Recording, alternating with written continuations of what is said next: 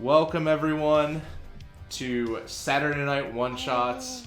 We have an awesome crew today, and we are so excited to be playing Gas Mask Games, The Final Girl.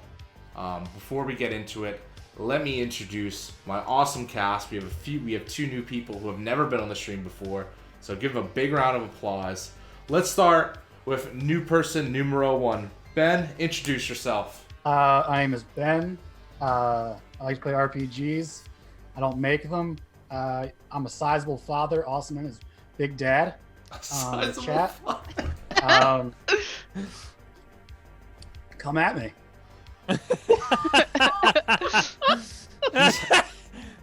He's hydrated and he's ready. And then, second, but certainly not least, Dani, why don't you introduce yourself? Hello, I'm Dani. I also like to play RPGs. I'm an illustrator, painter, and printmaker. I make seditious materials on Twitter, so go find me there. Look at my stuff. And bringing back two veterans to the stream. First, you know them, you love them, you watch them every Tuesday or Thursday, depending on your schedule. Bran! Hey everyone, how you doing? It is I, Bran the Bean. Yes, I host Worlds and Crafts every Wednesday and Thursday. So that's probably where you know me from, or most likely you would know me just from Gehenna Gaming, because everyone incessantly calls me Bean. But yeah, so that's me. I love to play tabletop games. I'm kind of obsessed with dice probability and game development, even though I'm not very good at it. So that's me. I'm looking forward to, hopefully being the last one alive or dying horribly. And finally, the monarch of the Monday night, the magnificent mayhem master, Brian. Those are great titles. I gotta start using those. Hi, I'm Brian. I am the MC every Monday night for Monday Night Monster Hearts. I have designed some games. Is my last name anywhere? No. We'll put my last name somewhere, and you can drop it into Google and find all the things that I've done. Super excited to play this game. I've not done so before, but it is a new favorite over at Games on Demand, which I am involved in. It's not Monday yet. It's almost Monday. Two more days. Almost. I'll drop you in the chat. Alright, today we're going to be playing The Final Girl by Gas Mask Games. It is a GM-less system. It's awesome. It's all about collaborative storytelling in the vein of slasher genres. And all you need to play is a deck of cards, regular playing cards, some index cards that you can write on, obviously some writing utensils, and a few poor saps that'll join you along for the slaughter ride. So first things first, I'll be ushering us through how the game kind of works as we kind of play along. But first, the first thing that we need to start is open up the PDF, which I have. All right, we have everything go. The first thing we need to do is let's come up with our antagonist. Every good slasher film needs a Freddy, a Jason, or even a zombie apocalypse. So it could be anything that we want it to be, any sort of antagonist. So I think we'll go around the clock here, and just everyone give me a detail about the killer, whether it's a physical detail, something that they do motif that they kill with, or maybe they're multiple things, and we'll shape the kind of story from there. Let me get on to the... I have a question. Yes. What tone are we aiming for here? Are we aiming for the scariest we can, or silly and scary? I mean, I think it's just because we're going to be constantly, in the game, we're going to be constantly switching in and out of roles. All of us tonight are going to be playing the killer for at least one scene. Okay. Oh. So, it's going to be very interesting. Right. But yeah, definitely, you could try to aim for serious, but I'm sure we're just going to have a lot of laughs too, though, regardless. Okay. So we'll start from reverse of introduction order. Brian, I'll let you be the first. Okay. Do me the honors. The killer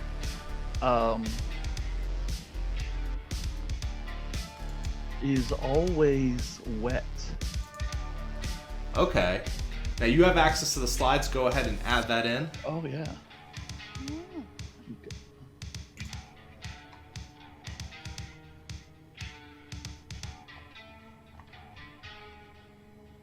Is that like an appropriate thing? I think so, yeah. The killer's always Yeah. To the point Maybe where someone like, else will maybe help me to say why.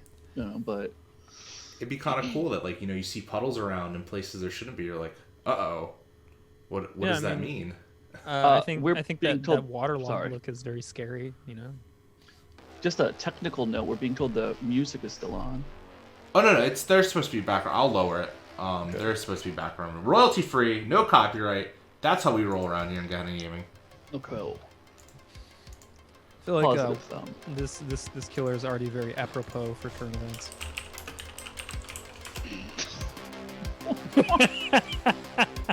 Someone else said it. So if we're going in reverse intro order, I think Bran, you're up next. Bran is Yeah. next. I think I am. So let's take it away from the pop culture reference direction, and let's go ahead and say that they're preceded by the smell of ozone. Ooh. Ooh. Okay, getting a little grody, just a little bit. I like that. I'm enjoying that. What does ozone smell like? So ozone, it was a big popular thing for a while. Their ozone generators, O3. It's actually really bad for you because your body only absorbs O2, so then you have an oxygen radical, and it like decays your cells. So Yeah.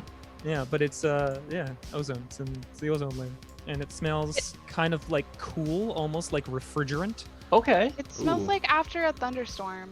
Oh, yeah, okay. After yeah, a big yeah. thunderstorm, that very Yeah, odd, cool, Or maybe alkaline even smell. like kind of during it.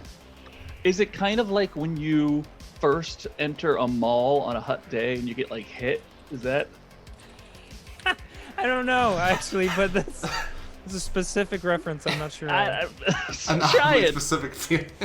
That's okay, I mean, like clearly it reminded you. So. I'm gonna use it. I'm gonna use it. I'm gonna. All right, I'm just gonna- tuck it in there. Next Yeah. time I walk into a mall on a hot day, I'm gonna be like, this is the ozone. Just get a good sniff. All Yeah, right. so I think I'm up next. I think the killer runs remarkably well in heels. Nice. Okay. Yeah. Got a heel Yeah. killer. Oh I man, gotta I'm change mine now. Go ahead and add that to the slide. Okay. I was gonna say he was they were an avid bicycler.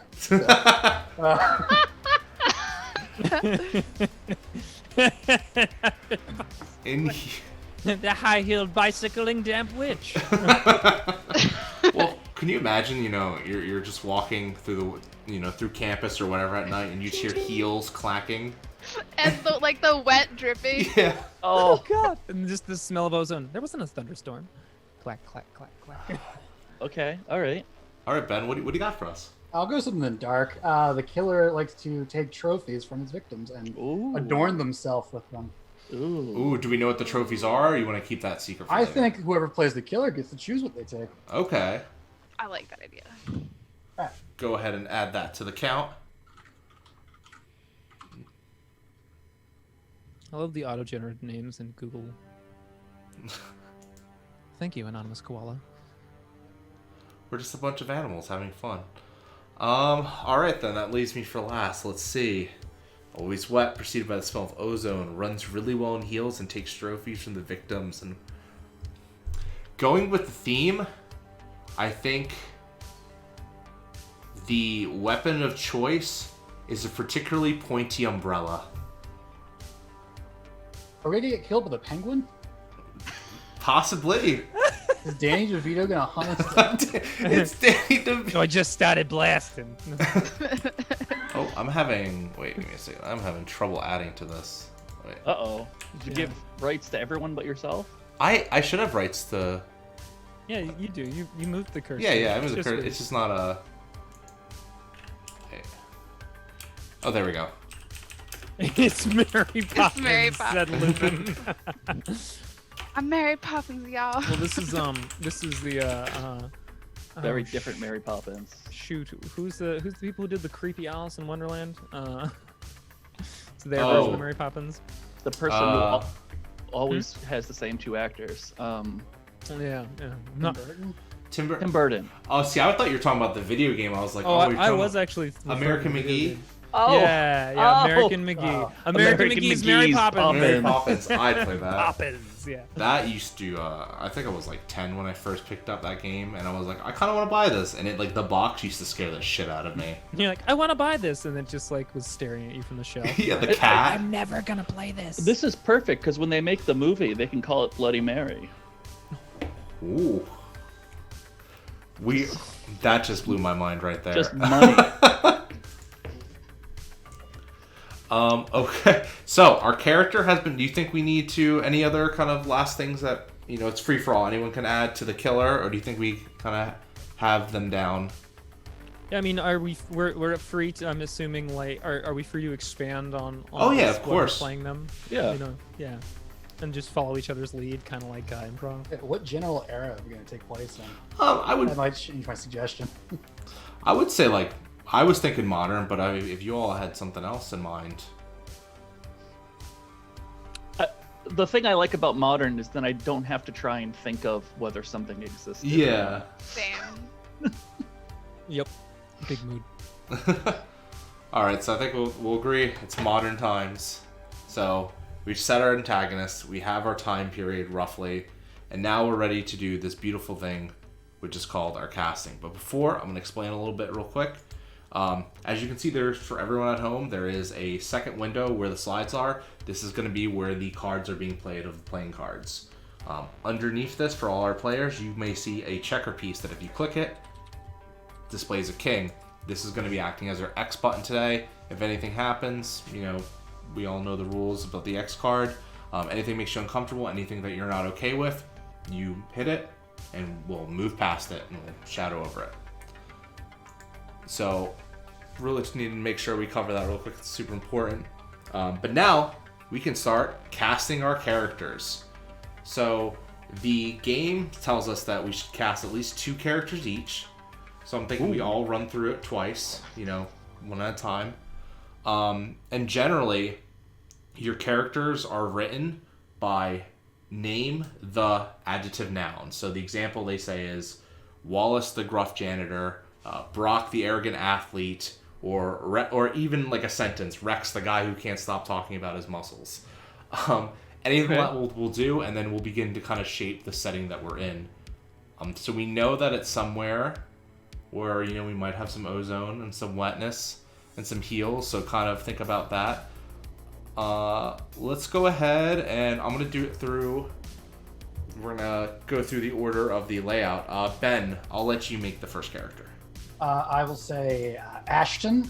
Okay, go ahead. In the list here. Go ahead and go to that slide and add that there. The upper class tough guy. All right, so we're yes, the elitist. So we're in like in a school or college of some sort. Oh, well, no, upper class I guess doesn't mean necessarily school. So just like a rich tough guy kind of deal. That's cool. Daddy's money. All right, Brian, who's gonna be our second character today? Ooh, Phyllis, the paranoid bus driver. I like it. Yeah.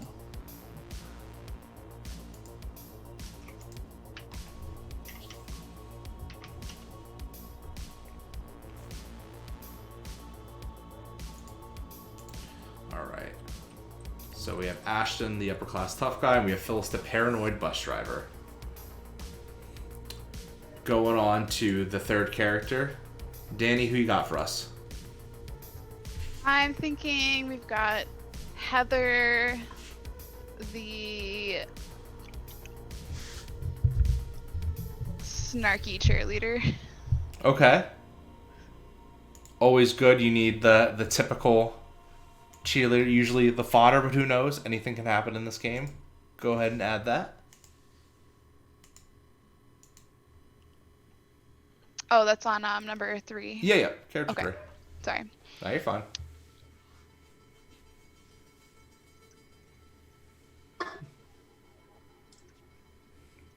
Oh, also for our players, whenever you're putting cards down on the board, if you wouldn't mind getting them kind of close to the deck, only because I had to cut a lot of the screen away in order to fit everything. Okay. All right, so going on to character 4, Bran. All right. So I was thinking, let's do Wilson. the excuse me.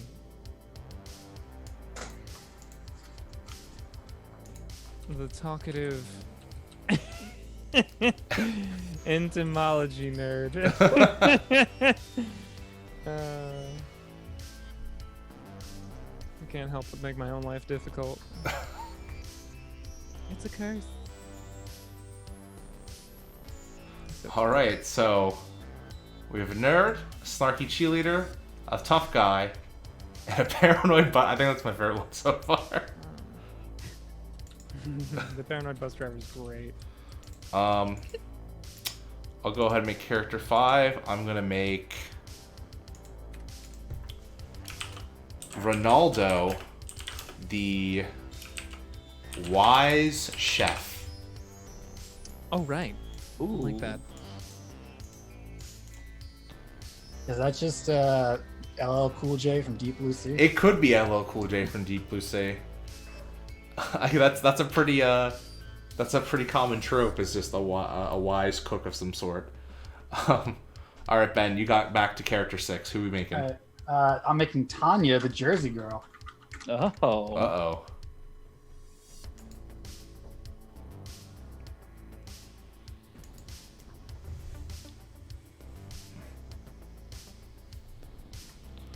Tanya's in the house. All right, character 7, Brian. All right, I'm gonna make Blue the rookie security guard. Okay, that was the first character that was made. You got Wait, I'm sorry. Did we really? No. Kay was like, "Where's my hot guy?" And I was like, "We made Ashton first." Oh, Did you already forget about me? I thought you said the first character was Blue the rookie Oh, security no. guard. I'm like, how did I miss that? All right, Dani, what's character are you gonna be? The next character? Mm-hmm. Your second character. It's righto. It's gonna be Delma, the neurotic QVC fan. I'm loving these adjectives. From paranoid bus drivers to avid QVC fans. Where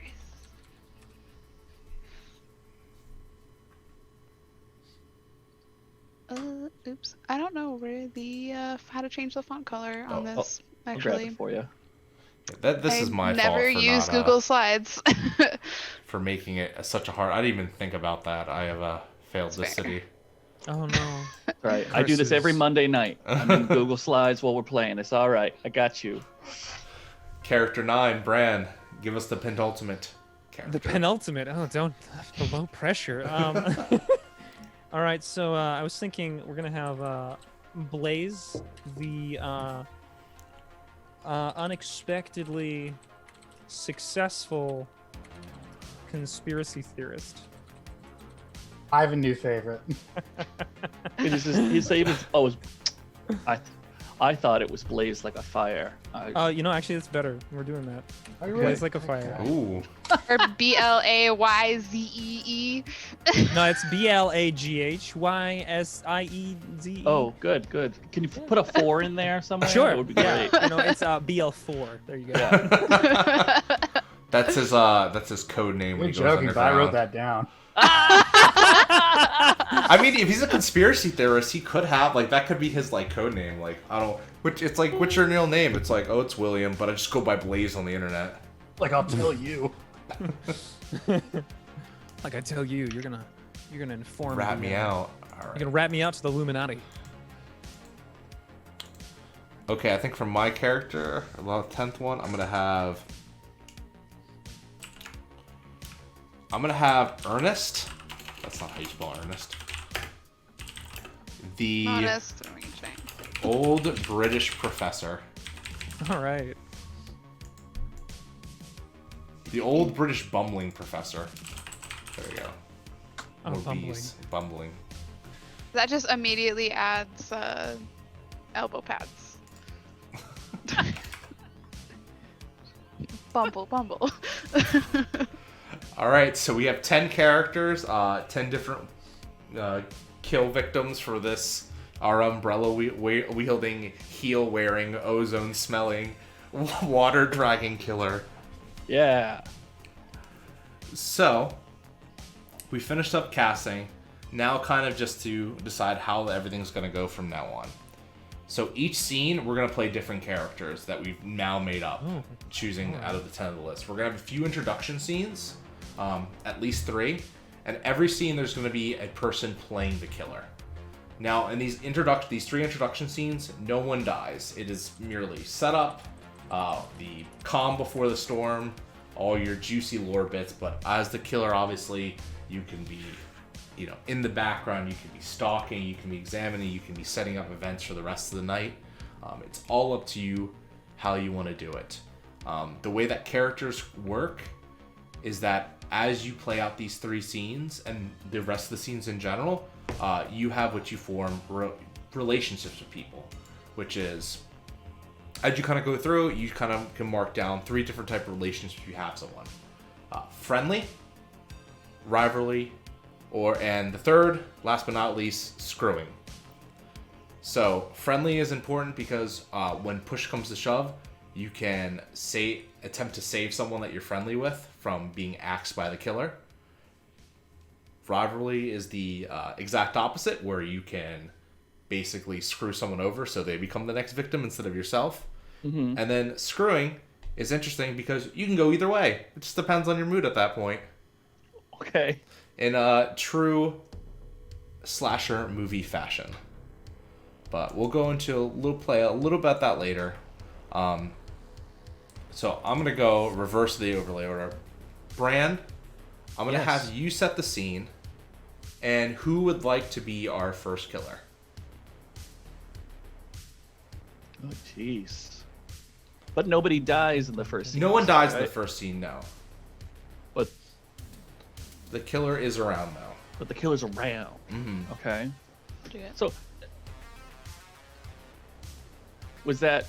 I don't know what's going on. I was saying I'll do it. Okay. I didn't pick up. Danny is going to be our first killer of the night. All right, Hi. awesome. Now, we're going to start with... So, Bran, you're setting the scene. Okay. Before you set the scene, choose what character you're going to be playing. You can choose any of the 10 characters we've done so far. So many. Yeah, it's a lot. But I'm thinking right now. I think I'm gonna play Blaze. Okay. At the moment. Now, what kind of scope of scene are we talking about here? Just the narrowest scene? No, you could. It's just think about a scene as a movie. You can do any location. But yeah, generally you keep that location though, and then you actually call how the scene starts and where it ends. You are the director for the scene. Oh, okay then. So I'm gonna go ahead and say that it's a seemingly somewhat urban area where it's a late night gym on a block, and there's it's kind of like one of those areas of the city that's kind of dilapidated because of disrepair, but there's always businesses moving in and out, and this is one of those gyms that stayed there a long time, you can tell. And Blaze is coming out with his bag over his shoulder, and he's just like checking the stocks on his phone and muttering about something, I'm sure. And it's a cloudy night, and that's all I got. Okay. So we got Blaze coming out of the gym. It's a cloudy night, but we're at a late night gym though. Ben, who are you playing? I'll pick Tanya, the Jersey girl. She might be going into the gym. She might be coming out of a shop nearby. Okay. Maybe there's a Panera next door. She's gonna go. You could call that. Yeah, there's totally Panera next door. She's picking up her pick 2 She's getting herself some mac and cheese and salad. Yeah. Oh, it is so good. And mac and cheese is great at Panera. Mmm. Brian, who will you be playing for this scene? Ooh, I will play. I was just making notes on each of them. I'm gonna play Ashton, the upper class tough guy. Okay. You know. Do I need to say where they are at the very beginning? You can. Okay. You could even say that they're with another character that so far that has been stated. Okay. You know what? I'm gonna put Ashton inside the gym, even though Blaze is leaving. Ashton is still there, lifting. You know. But he does wear a polo shirt while lifting weights. That's such a great image. Just a sweat dotted polo shirt. Mm-hmm. Tiny alligator. I think that means I'm gonna play Heather, the snarky cheerleader, who is getting her late night workout in as well inside the gym. You know, doing her runs. Everyone can. All right, Bran, you've set up our scene. Now I'll let you get the first word in, and then anyone can interject and just say how we go. It's free role play until whatever Bran can be like. All right, we cut. Okay, so this is just an introductory scene then? Yep, Just it's for an the introductory characters? 3. 1 of 3. Okay. All right. Blaze stops outside, realizing that, oh shoot, he must have forgotten something. But turns and sees, as he's turning, looking away from his phone, sees, I gotta remember everyone's name now, Heather coming out of the Panera Bread. And it's just like, oh, hey, Heather. Tanya. Oh, damn it. Sorry. I mixed them up. Blaze, right? Yeah. Sorry about that. just had a really tough workout, kind of affects the brain. How are you? I'm doing great. You look so good. These muscles you got going on. Yeah. It's pretty good. Oh. Yeah, I mean, I left something back in the gym, but I just wanted to say hi.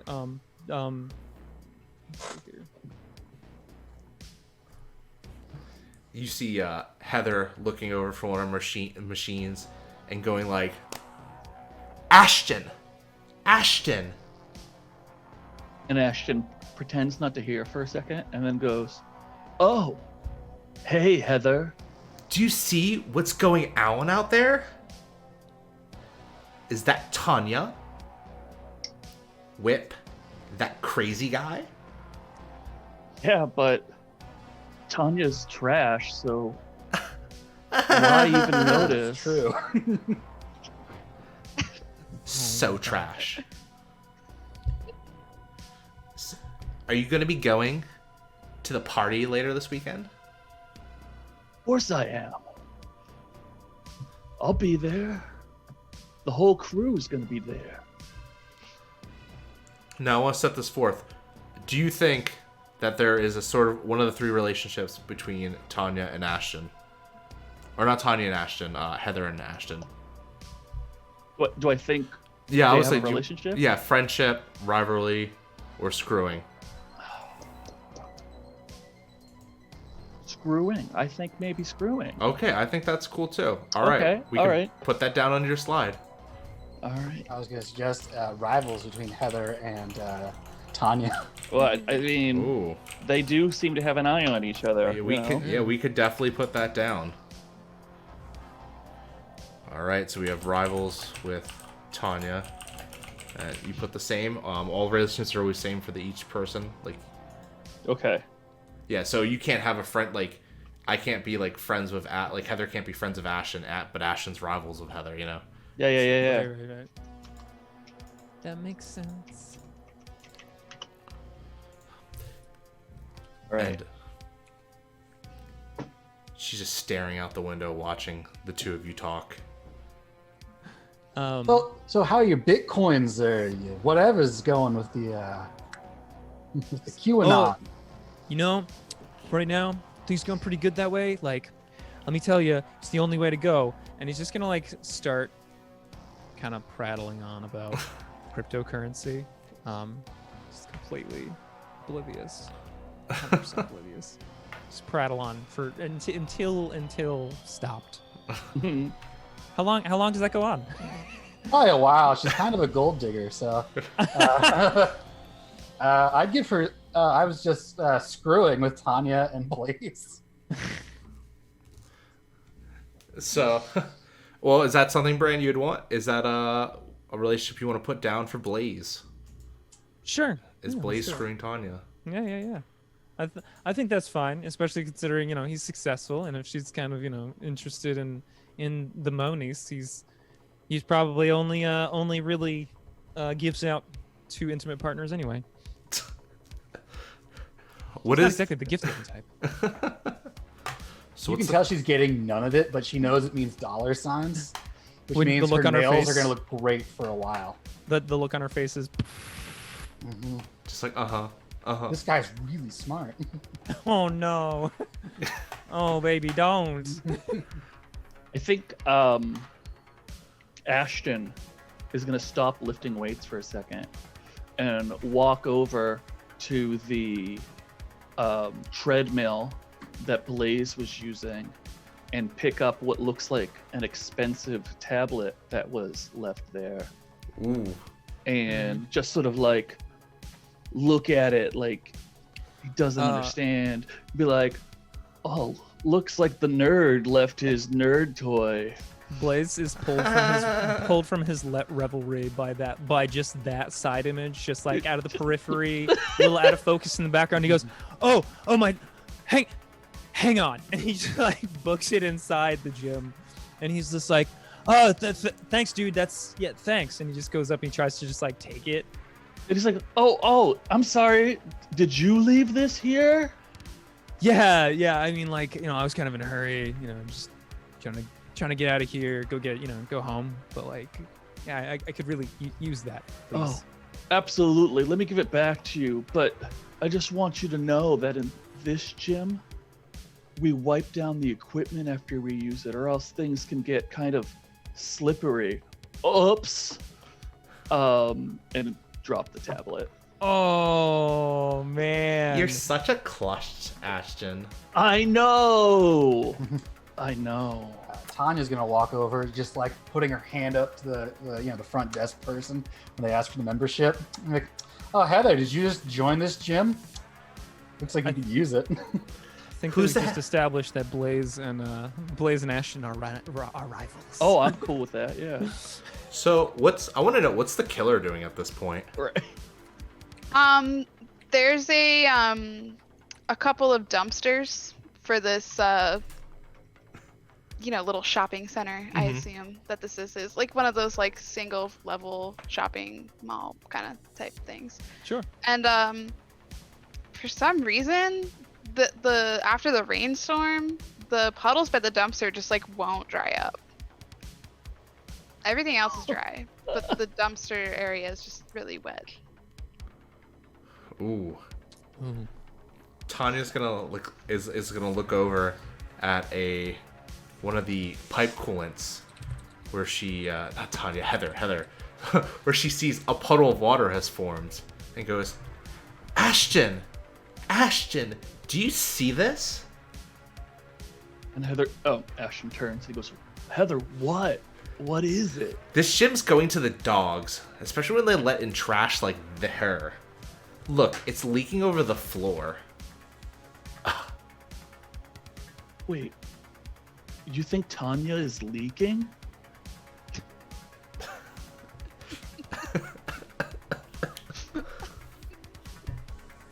So there was three. Three of those. Might as well. Blaze is like kneeled over the tablet, just like checking, like casting mean looks at Ashton, like, fucker. God, you're such a fucking insensitive piece of shit. It's been raining a lot, hasn't it? Too much. Yeah. It's really putting a damper on the mood. Yeah, I checked the forecast, but I can't. Can I now, Ashton? Maybe if you weren't leaving your shit where it wasn't supposed to be, we wouldn't be having this problem. Yeah, Maybe if you had more than 2 brain cells in your head and weren't always watching the television and getting the rays downloaded into your brain, you wouldn't be so stupid. Yeah. Pshaw. I just imagine this is getting like louder and louder in the gym. Yeah, totally. It's escalating. Yeah. Well, listen. The TV is where the weather report comes from. Oh my god. Did you just drop out of like middle school? No, he's right, you know. I always watch the weather report on the TV. They have a whole channel. And that's how the government uses their propaganda to get inside your head. The government can't lie to us. It's like against the law. Yeah, I'm pretty sure my dad would tell me if he was always lying to America. I'm gonna say, Tanya's just keep going zzz, zzz, to the front desk person as they try to quiet us down. Just finger right in the face without looking at them. Oh my. So the front Honey, desk you're person's not needed. I'm gonna need you to just quiet. I love it. The power starts flickering in the gym. Whoa. Must be Heather sucking the life out of it like she does everything. First off, And then it just goes out. Oh my god! How will I complete my Pilates now? It's okay. Just head towards the sound of my voice. You'll be fine. I don't know why I heard that as head toward the sound of my muscles. You'll be So, guys, I feel like this gym is owned by someone. It is clearly not a good place, but I think that it's owned by Delma. Okay. I feel like Delma owns the gym. Yo, put it Does Delma down. like live above the gym? You know. So what happened after the power went out? God damn it, Ben. Okay, Classic so Windows 10. the power went out, and then you guys were basically insulting each other. Yeah. What the fuck? I'm gonna call Delma. I am definitely getting a partial refund for this month. You know what? She's a nice lady, okay? Why don't you leave her alone? She's doing her Well, best. maybe she should keep the lights on, pay the bills with the membership subscriptions that we pay. I would think Heather's used to let them turn the lights off on her. First off, bitch. My family is super posh, like so posh. We don't actually know if Heather's family is super posh. No one's seen Heather's family, to be honest. But you don't get to head cheerleader shopping at Ulta. Just saying. You get it shopping at Sephora, which you obviously don't. Thank you for the Z-Snap. Opinions expressed by characters on the show do not reflect the opinions of Gehenna Gaming. If you like Ulta, that's fine by you. Yeah, it's fine. Let's do it. So while you guys are having this entire conversation, you hear the back door like, "Eee!" and then just click, click, click, click, and like it's far enough back where you don't really see anything. You just hear it because all the machines are down and like the power's out, so it's kind of quiet. Do the cell phones work? Like pulls out a cell phone, flip it open. I feel like it would. Okay. Yeah. Your cell phones would still work. Okay. This is You guys some hear bullshit. that? What? I heard something. Very distinct noise. Was it the Like- sound of the air flowing between the space between your ears? No. Oh shit, you're being serious.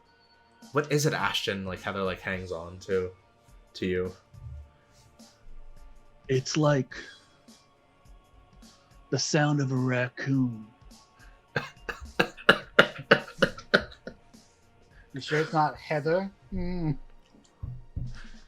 If you don't shut your mouth, you're gonna be black and blue like a raccoon in a second. Guys, you can't see color in the dark anyway. What are you talking about? He's gonna flip on his flashlight. He's gonna start like looking around the gym. Do you think this is a good place to call this particular scene of our characters? Unless the think killer so. wants In to the do something else. dark? Yeah.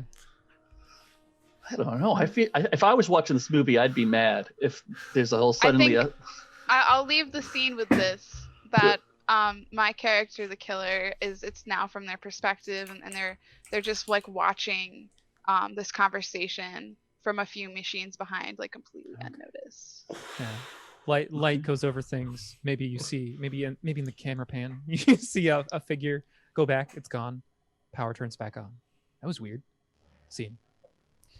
All right, so we cut to second introductory scene where we're gonna all play completely different characters. So the killer shifts. We're gonna go from Dani. It says they go left. So yeah, go. I don't know. Sometimes I have this thing where I forget where my left is. So left would be towards me. So I guess I'll play the killer of the scene. Cool. And introducing the scene, we'll go. I think we'll shift right for that. All right, Ben. Or I'm sorry. Won't that make an overlap at one point? There will be. Okay, so Dani, I'm gonna let you set the second scene. Okay. So what's our scene that we're in? What's our second introduction scene?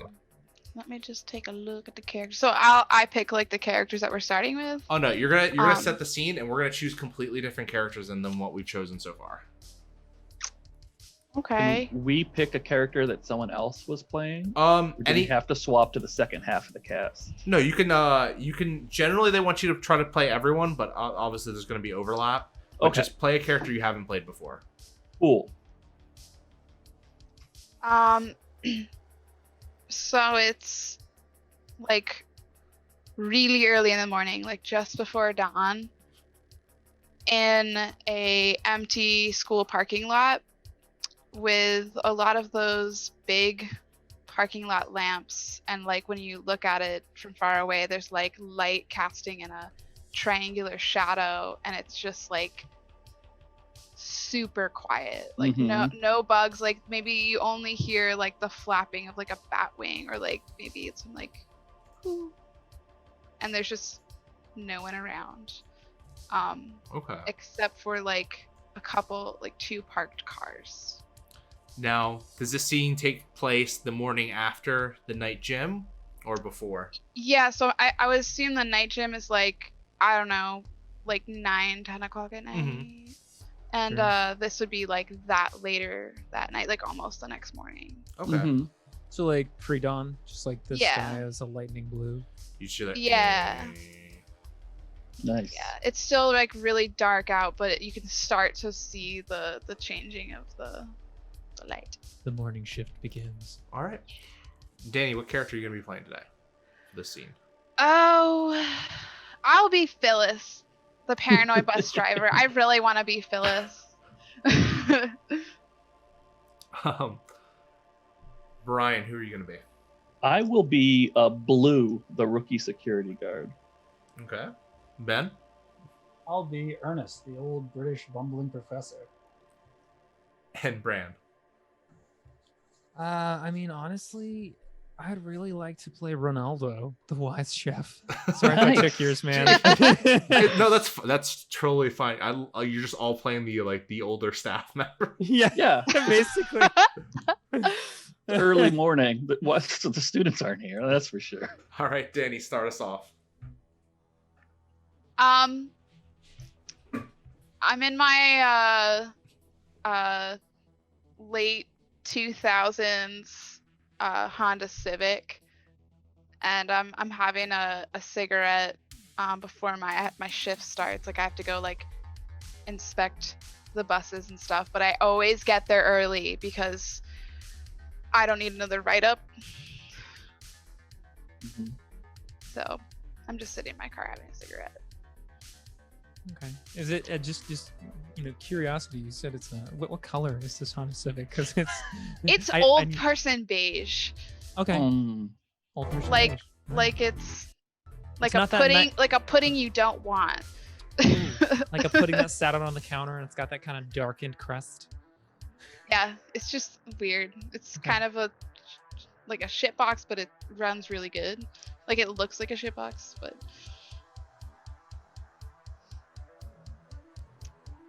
I think Blue Blue is a sort of like could be in college themselves, but instead, decided to really wants to be a cop, but isn't ready to take the exam yet. Sort of person. They've got like probably dyed black hair. It's just like super, super black, and they're kind of muscular. You can sort of tell under the security guard uniform, and they just walk up to Phyllis's car and tap on the glass with the flashlight that they're giving. Like, Phyllis, this is a smoke-free campus. We've had this conversation. I'm just gonna like quickly snuff out my cigarette in like the little side door thingy and just be like, sorry. I'm feeling a little jumpy this morning. I need a cigarette. But how you doing? How's your morning going? Doing all right, Phyllis. It was a quiet night on campus. I had a 323. There was an air conditioner that was making too much noise.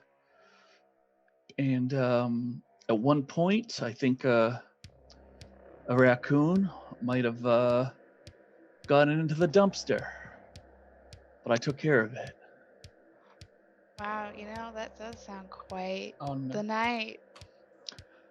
Yeah, that's most exciting night this week so far. I think that that Ronaldo be walking up and just say, "Hey, Blue, you harassing our bus drivers again?" You turn around. They'll turn around and smile and like, Ronaldo, I would never do that. No, of course not. He winks. And he's just like, "How you doing this morning?"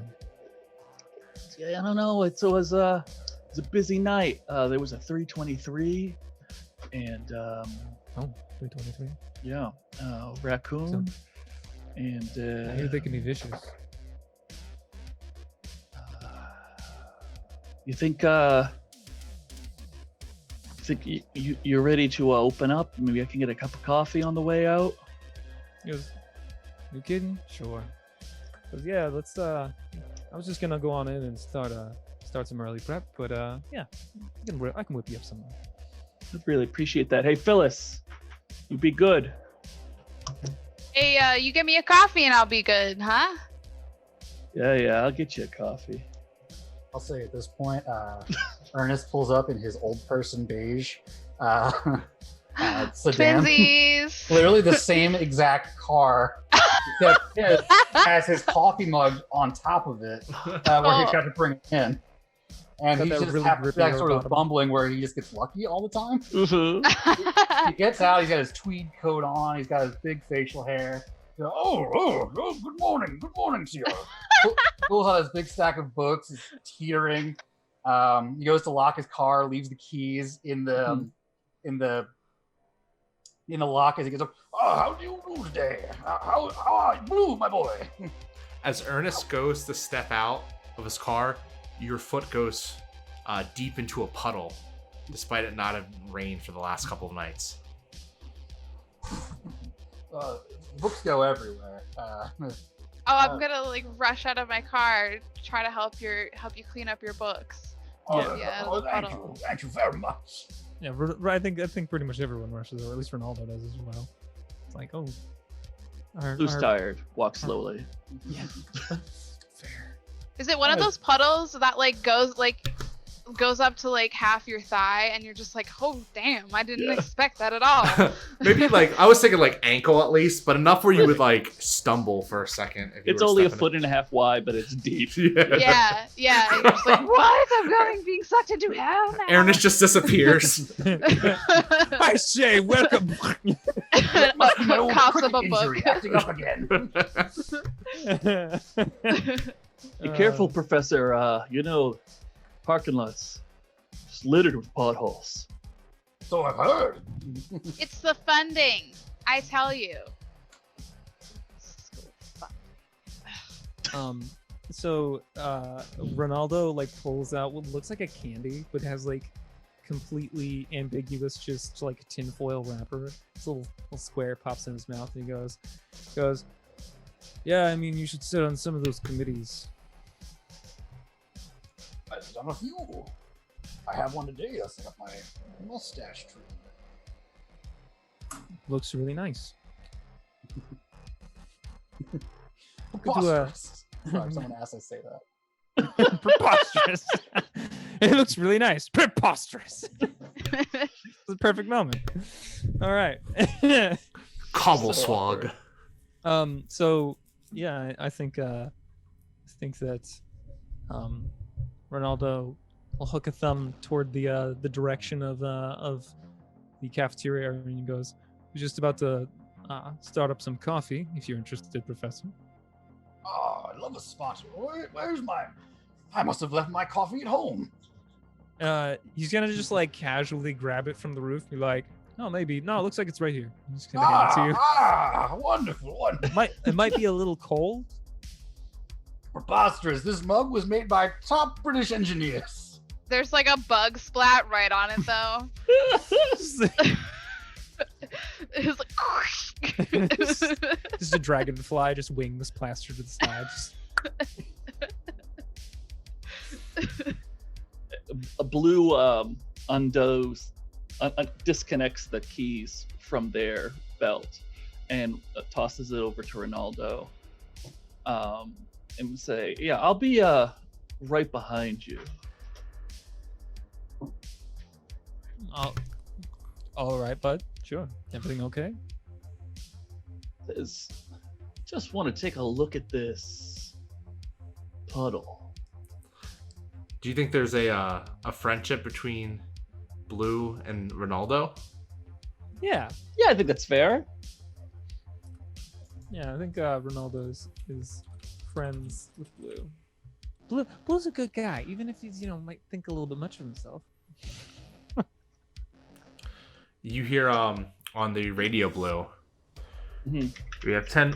I don't even know police codes, but you basically hear the noise. We have multiple blackouts across multiple areas. Powers fluctuating. Stay advised. And Ronaldo was like just about to kneel down to look at the puddle. Gets back up, be like, "I better go check on our generator." Spins the flashlight. Do you The think life of a hobby for you. Do you think that the lights in the parking lot flicker? I would think so. Yeah. probably smells like ozone too at this point. It's a weird morning. Yeah, it's It's a weird morning. Can't I'm exactly gonna make coffee go. with power. You give me that coffee, and I'm gonna be doing my morning inspections. I got my fleet to take care of, so I'll be seeing ya. And Blue heads off in the opposite direction to check the generator. Yeah, and Ronaldo says, "Blue, you sure you can just give me these? I mean, I know we're good, but I don't want to get you in trouble." Just don't tell anybody. Just head to the kitchen. I'll be there in a minute for the coffee. I mean, he nods, does one of those little twirls of the key ring, and then heads that direction. Ernest will pat his pocket. I seem to have left my keys at home. Ronaldo, do you mind if I sit in your cafeteria for so someone can let me in? Well, Ernest, I do believe that I may be able to get you more places than just the cafeteria. Smashing. Why don't we get some coffee in you? And with that, I would propose a friendship between Ronaldo's friends with everyone. Ronaldo is the wholesome being that will die horribly. It does seem like we're getting to the end of the scene. I was wondering, is there any relationships people wanted to throw out that were like? I think probably like me and the professor would be friends. Sure. Because we come in every day at the same time. Mm-hmm. You're probably And he- just talking to me, hanging out while I'm having my cigarette I'm not really supposed to have. And he doesn't judge your paranoia.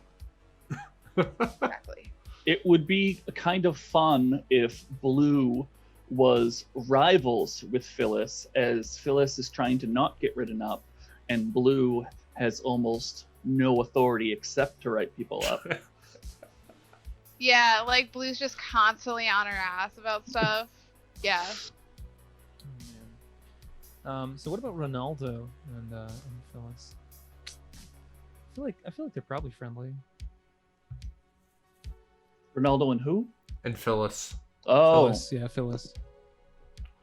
well, you did say Ronaldo was friends with everyone. Yeah, I mean, but I'm looking for for other people's input because Do they have a secret love affair, maybe behind the scenes? The cook and the bus driver. yeah, Ronaldo's very laid back. I mean, That's- he just popped some straight up like THC candy. So Would he like be like really understanding of like her paranoia? Just be like, it's okay. He's like the only one who can like kind of calm her down a little bit. Oh, sure. that's kind of cute. Yeah. I like that. He is pretty wise, Ronaldo. I forget. I'm sorry. Who's my rival? Blue? Blue. Mhm. Yeah, Blue. Okay. Blue. Rival. I'm actually going to put under something that I kind of feel like we've established about the killer is that the killer can short out lights and electrical Mhm. equipment.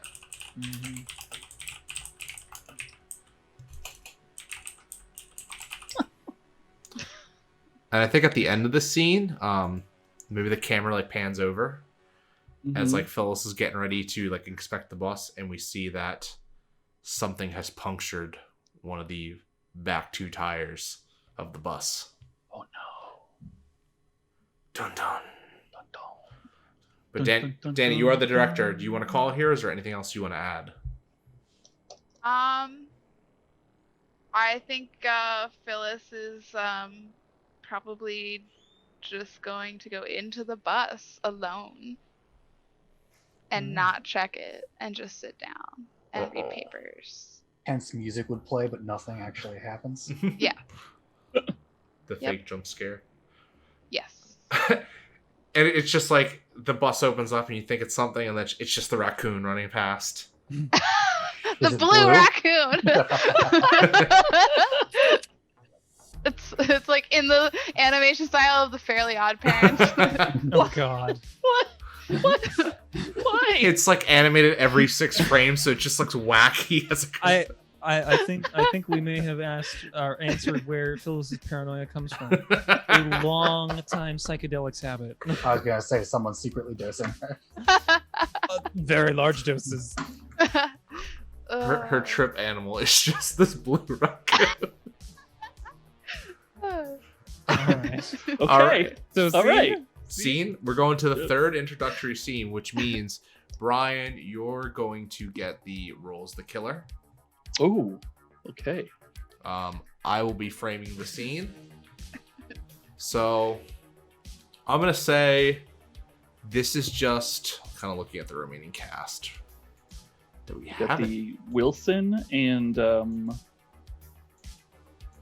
Delma. Dama. So we'll be reusing people. I think this is going to be a little bit later from our scene that we that we're like still in that early night, and it's going to be at the police station. Oh. Okay. So I think for this scene, for the character, I'm gonna choose. Let's see. I'm gonna choose Wilson. Alright. So that means Ben. Who are you choosing? Come back to me. I'll be the killer. Good. Thanks. Yeah, Brian's the killer. Okay, Brian. Who do you want to be? Let's see. We'll go ahead. If we're at the police station. Yeah. I think I'll take a shot at Blue, the security guard. Ooh, okay. He's got a reasonable thing for why he's like. Yeah, while he's at the police station. I get to play the bug guy. I just realized. If you don't want to play him, No, that's fine. That's fine. I'll play. I'm down playing the bug guy. the bug guy. I like Just oddly Google specific insect things. facts. Yeah, just Google. Yeah. Just make them up. Danny, who are you going to be playing? I definitely want to play Delma. Okay. The obsessed QVC owns the gym. She bought the gym on QVC. No, Oprah just gave it. They won to Oh my her. God. She just like won it in like an Oprah A brand new sweepstakes. gym. You get a gym and you get a gym. Everyone gets gyms. Exactly. She's fucking like gift bending. But she got the Oprah ticket on QVC. Right, exactly. Yeah. See, now you're thinking. PVC with changed PVC. my life. You don't understand. Right. The last gift bender. Okay. Ben, who will you be playing? I will be Blaze. Okay. So I'm gonna say that that Wilson, the reason why he's at the police station right now, is because he lives on. He's a student, right? Bran, he was it. We didn't really establish what they were, so I'm impartial. You decide. Okay, I'm gonna say he's a student. He lives on campus housing. Okay. And his dorm went out, like through the whole entire building. So, Hmm. and he's come to check on and see what's going on because there's a lot. He's a little neurotic, and he wants to make sure that you Maybe know, his heat lamps for his bugs or something. oh yeah, Oh no! His incubators. my Yeah, his collection. incubators. Yeah. And he's just kind of complaining to, I want to say, probably Blue. Even though Blue's not a police officer, he's a security guard, right? Yeah. Or, just doesn't even realize that's not the person to talk to, but maybe Blue's just... Do you think maybe Blue was on his way down to the police station? Yeah. And, like Wilson caught a ride with Blue, like in his little security car. Maybe, I think maybe Wilson's talking Blue's ear off because he's just he thinks that Blue can do something about it. Okay. He's like, Alright. I need to save the lamps, my bugs. Tell me, do you know Blue? That rattle off insect fact on my phone. Please hold. These are two very long. Get out of here. Do you know that? Oh my god, there's not even insect facts. Never mind. He says an Okay. insect fact. I'll come back to it so later. did you even know? And Blue's just like, hey, everything's gonna be okay, all right? Blue's got this under control. We're gonna get this solid and figured out, all right? He refers to himself in the third person. And now he does. I guess. Thanks. No. Dragonflies have been on Earth for 300 million years, and I will not end their cycle here because of a malfunction in electrical equipment. Wilson, have you taken your meds? I don't see how that is related to the situation at all. You're breathing very fast. Just want to make sure you're okay. Okay. We're going to get this figured out, and I'm fairly certain that a power outage isn't going to kill something. How long have they been on Earth? 300 million years. It's irrelevant. Okay. They'll be fine. So if we're heading to the police station then? Mm-hmm. Okay. When you walk in, you'll see that Blaze is complaining to someone inside about a ticket he got for speeding in a school zone with a suspended license. He starts going on about how he's traveling, not driving, and just starts talking about maritime law as if it applies to this. Is he one of those free citizens of the it's called a free man of the land, sir. Okay.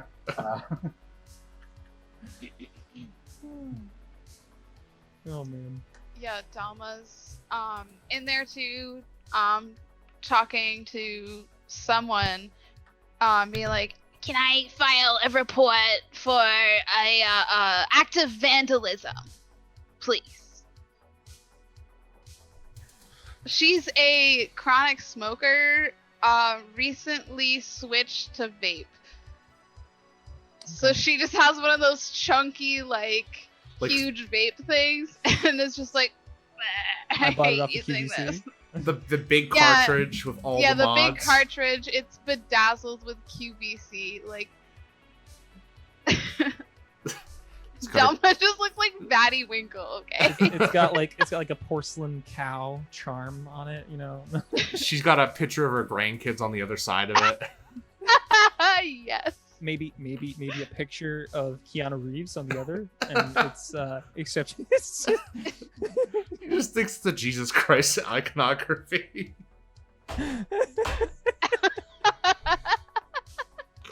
we're all just contributing here. I love this. This Yeah. is so much more than the person I originally based this on.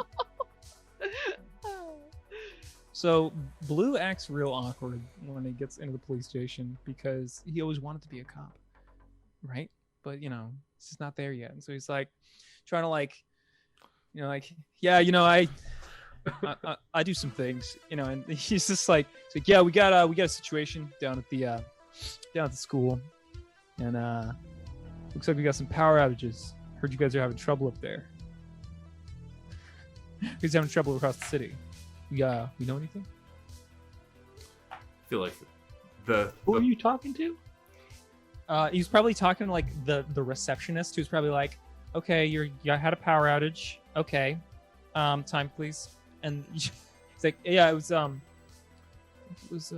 And he clearly is like lacking some information. She answers it like, all right, thank you. We'll file that complaint, or it's like, we'll file that report. This is Blaze's time to shine. He starts going into a rant about how it's probably the reptilians in some sort of cover-up of Hollow Earth and the Vril Society, and he just goes into weird occultism at that point. All right. Imagine the guards are coming over and just being like, all right, sir, you need to leave. You need to leave. Am I being detained? Is this a citizen's arrest? Like, officers. I think he's okay. Do you think Blaze is also a student, or what do you think? Well, he's rich, isn't he? I mean, he could be a rich student. You know, I have known people who are entrepreneurs like from the age of 16, Is he- hustling constantly. He's just like the Mark Zuckerberg of his. No, not even. Like, I mean, he wants to be. He thinks he is. Yeah. But, you know, who He's knows too what he crazy actually for is. people to actually invest in. All right. What's going on with the killer? So, we've seen a lot of the characters talking to some female police officer working the front desk, but we haven't gotten a good look at her. The camera kind of moves from character to character's face as they all complain about various power issues and paranoias. And for a moment, the camera spins a little bit, and it's looking out at the characters from the desk, and you just see a hand come up near the front of the camera and shake their hand with apparent sweat. Oh, so we don't see the woman police officer. No, at we've all. heard her voice, but we haven't seen her. The audience has not seen her yet. Ooh. So maybe the light is out in the cubicle. It's just like kind of dark. You know, it looks like maybe It's kind of- flickering even. Okay. Yeah. Yeah. One of us pulls her hand back and it's just like noticeably wet. Hey, you mind? You might want to see a doctor. You spill something? Why is this paperwork so wet? We apologize. There's been so much rain that some of the pipes are leaking, and you just see a clipboard. But what's the thing you walk around with if you don't want people to ask you questions? Clipboard, I guess. Right? Clipboard. Yeah, a little thing you put paper on it with one little snap at the end. Okay, Yeah, clipboard. Yeah, a clipboard just like slides forward at the front with extra forms. Okay. Wilson signs the forms to put a statement down, including his address and personal information. Now as it you're in were. the system. Listen, our taxes, which are theft, first of all, are being stolen from even the department. See, they're not even doing basic maintenance here. Come on, people, open your eyes. Son, I'm gonna need you to calm down. Honey, you need Jesus. It's just a picture of Keanu Reeves. And this is like, bless you. With the vape and just like, We want to assure everyone that we will be following up on each and every one of your concerns in due order.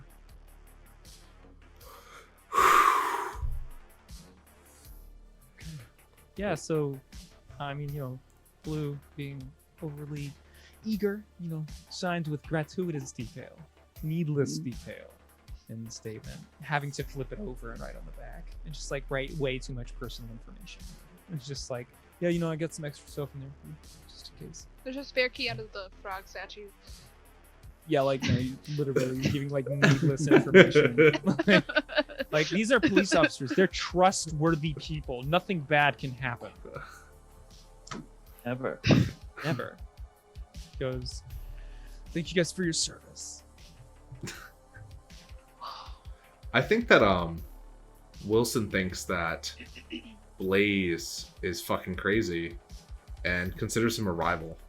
I would say the same thing about Blue and Blaze. I think Blaze is rivals with everybody except for Yeah. no.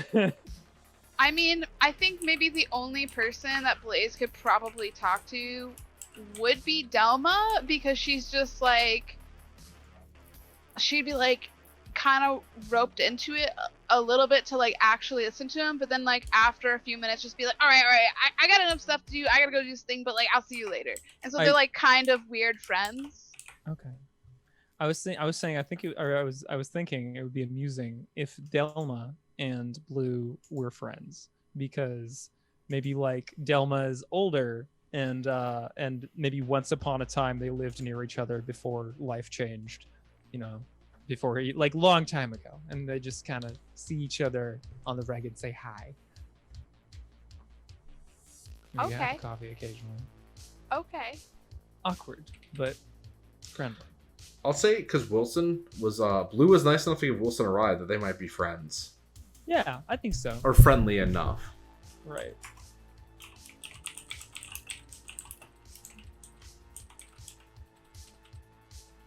Okay. Are we calling that as the end of the scene? I would be comfortable with that. All right. Who So was the director? You were. I'm the director. That's what I'm asking. It's a Oh, okay. collaborative story. Collaborative Story. That should be a word. Suck it, Webster. So we end and we go. Our 3 introductory scenes are done. Now comes the fun part. Oh my god, I forgot to open the PDF again when I restarted. So give me a second. Oh yeah, intermission. Oh, sorry. Wait. Oh, it is. Must have it open because it's on the screen. Well, that's the slides. So that should be fun. Oh, the oh. DF. Okay, cool. All right. So we've made it through introduction. Now we get to play the fun part. So the killer is going to move to Ben. And we've kind of had these, we're going to do called First Blood. Ooh. So real quick, is there anyone that doesn't have any relationships? It doesn't look like it. Okay. So we're going to pick the 5 characters with the least amount of relationships. And A 5. yes. Ooh. All right. Ernest only has 2. Okay, so you have Phyllis has 2. so Ernest has 2. Delma has 2. Tanya has 2. Ashton has 2. Heather has 2. Wilson has 2. So we need to establish more relationships, is what you're saying? No. So Ashton has 2. Yep. Phyllis has 2. Wilson has 2. Heather has 2. Tanya has 2. And is that it? Ernest has 2. Ernest has 2. All right. one of the 6, who do we want to keep alive? Oh, Because wow. First Blood, we're going to play the scene out, and the 5 characters we choose, none of them are getting out alive. Okay, all right. Keep Phyllis alive. I kind of vote for Phyllis as well. Phyllis? Phyllis. All right. As much as I like Ernest, I'll vote with Phyllis. So we are about to lose. Well, we're about to lose everyone from that first scene, aren't we? Well, Ashton, Heather, Blaze. Wilson, Tanya, Ernest. So no, it's oh a no, bit we don't mixed get up. Blaze. Okay. All right. Yeah, so it's a bit mixed. who wants to? So Ben, you're going to be playing the killer. Who wants to play Ernest, or who wants to play Ashton? Sorry. Well, I've played Ashton. I could play Ashton. Okay. Yeah. All right. Who's going to play Heather? I've already played Heather. I could play Heather. Okay. Brian, would you be okay with playing Wilson since I've already played Wilson? Absolutely. And then I will play Tanya. That leaves Ernest because we have more. Okay, no, then it'll be so we'll only Should we choose let 2 4. survive? Oh yeah, we'll let 2 die. survive. Yeah. Poor guy. Who do we want our second person to survive? Do we just want to let it be Ernest or? I would be okay with Ernest. Yeah. I want Ernest's story to develop more. We don't even know what he's a professor of. Yeah. I would almost want to say Ernest or Tanya,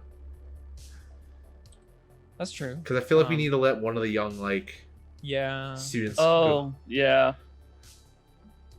I think Tanya. Yeah, let's do Tanya. Okay, so I'll switch from Tanya. I'll play Ernest, Okay. and Ernest will bite the fucking dust this seat. All right. Oh man. So R.I.P. Ernest, Ashton, Heather, and Wilson. Wilson. Okay, cool. Brian, set us the scene. You're the director.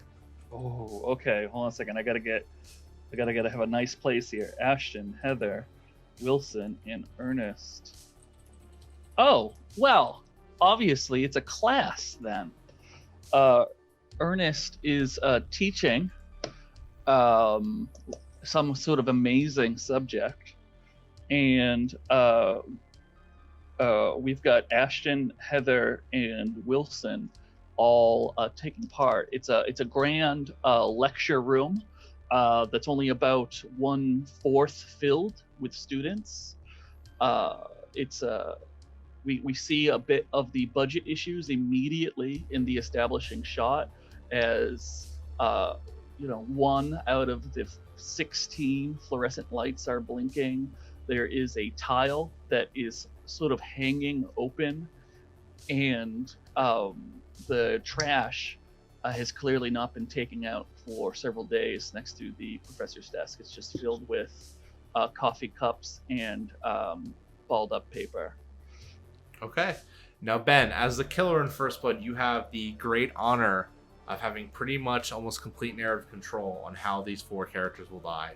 So at any point, you can interject, steer the scene, and then kill us off. We pick a weapon for the killer. Umbrella. Done a spiky. Pointy umbrella. A pointy umbrella. Okay. It's been raining. It's pouring. Yeah, maybe the storm's finally broken out. Ooh, yeah, it's particularly Yeah. downpour. It's a deluge. It's one of those downpours that is so hard that the rain starts coming back up from the ground. Yeah. Yes. Ooh. Yes. Okay. You can just hear the sound effects guy with his metal sheet. My arms are tired. I feel like the power goes out in the classroom. Is that how we start the scene as Ernest is talking? He's teaching. This isn't important, but I really want to know, what does Ernest teach? Maybe we Right. should ask the chat. Yes. Yeah, Chad. What does Ernest? Yeah. Ernest teach. Tell us. Tell us, what does Ernest teach? That way we can force Nick to say something academic in a British accent. We already- Remember, we if it's already forced ridiculous, him. he'll have to say it in a British accent. We already forced him I'm to gonna do know it- things about bugs. Let's force him to something else. Oh, Love things you, about bugs, damn it.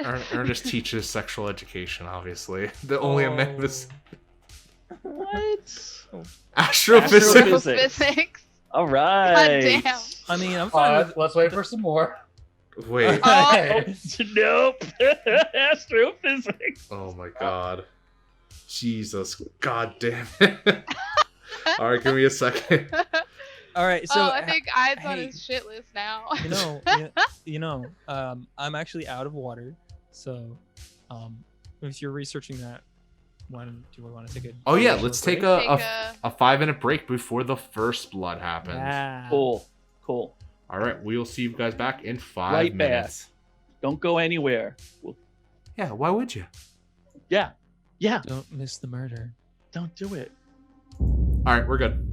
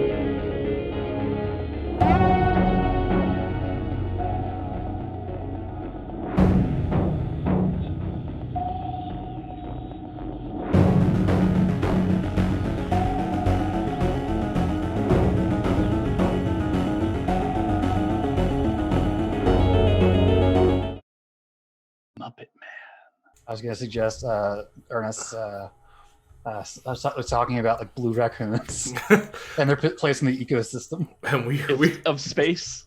and we are back. And I'm still looking at astrophysics. It's cool. It's good. We're good to go. All right.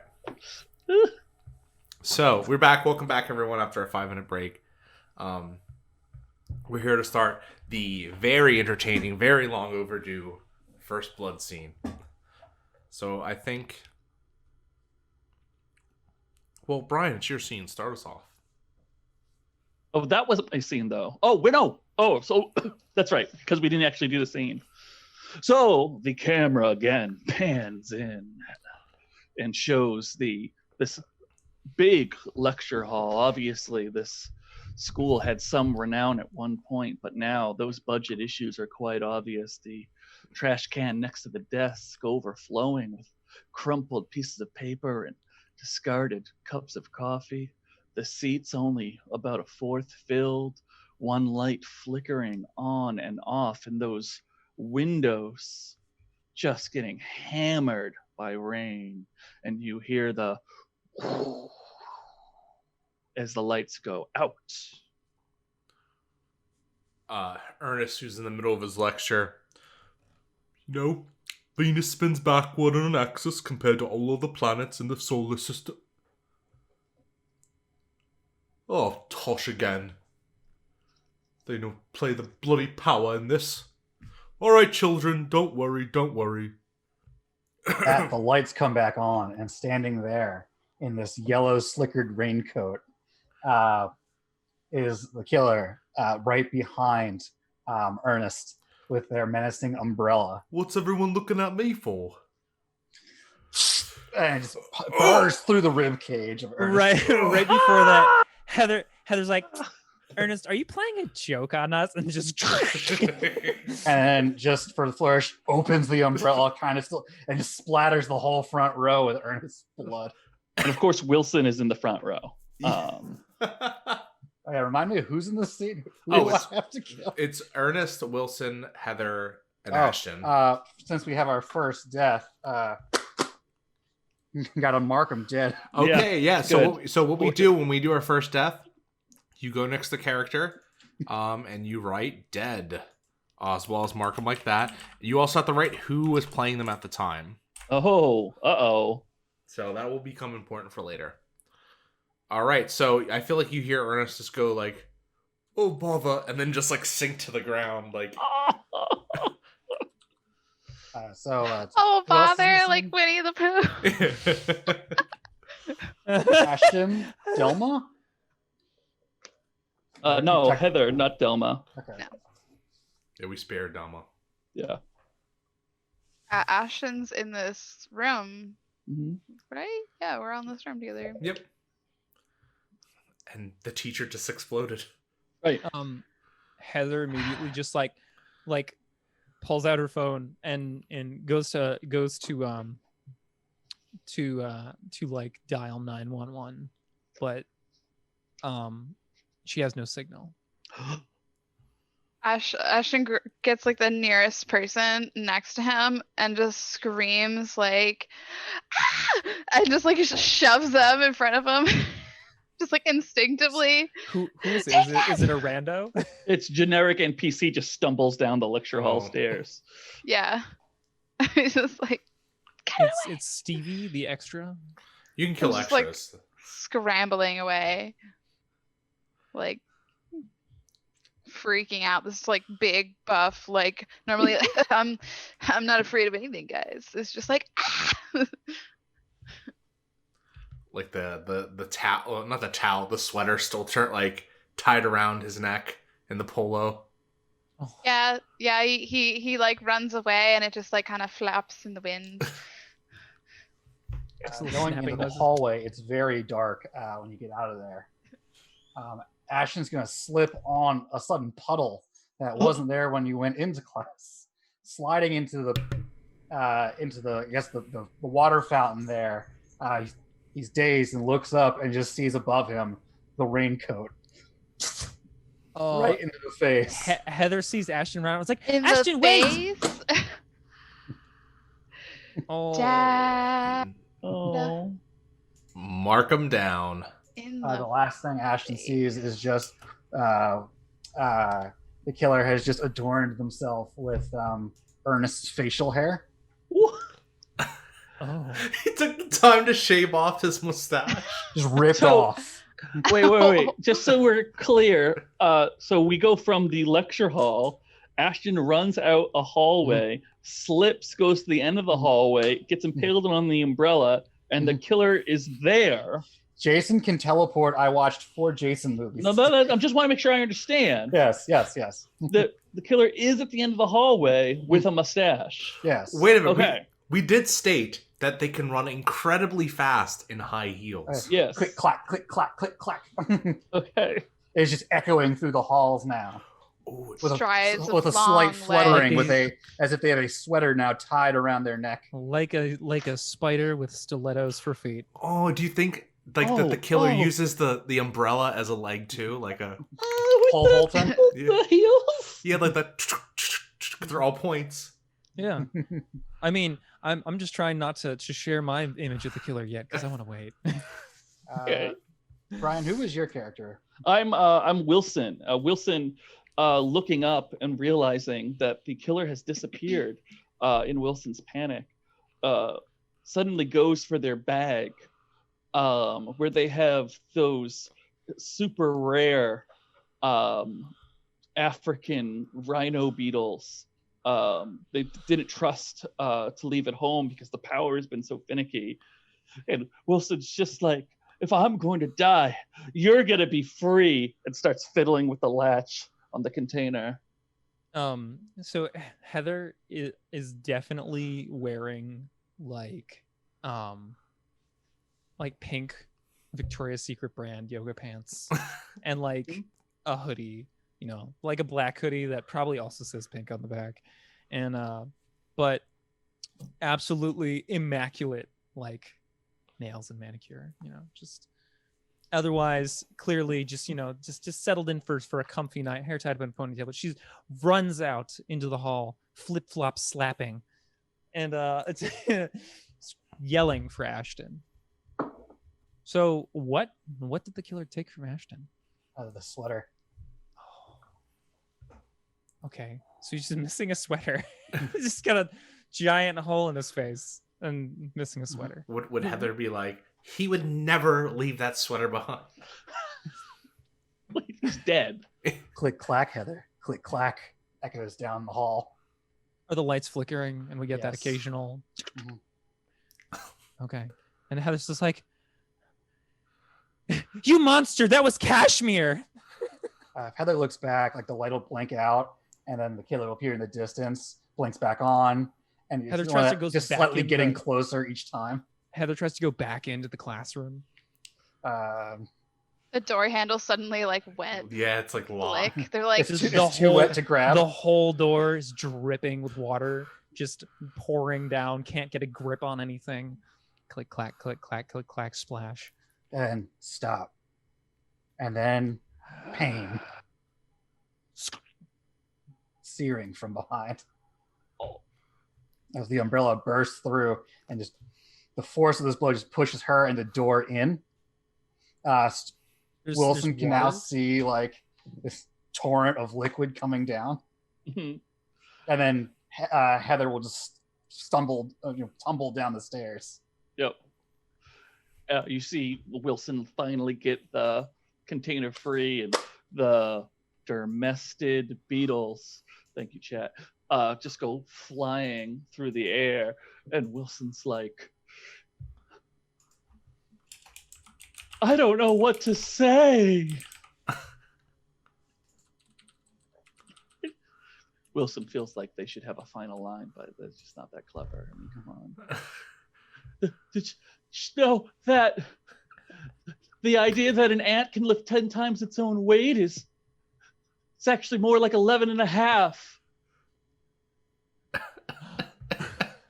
I feel like as this is going on and the beetles are flying away, the sound of their wings completely drowned out by just the rush of gurgling water and the clacking of those heels.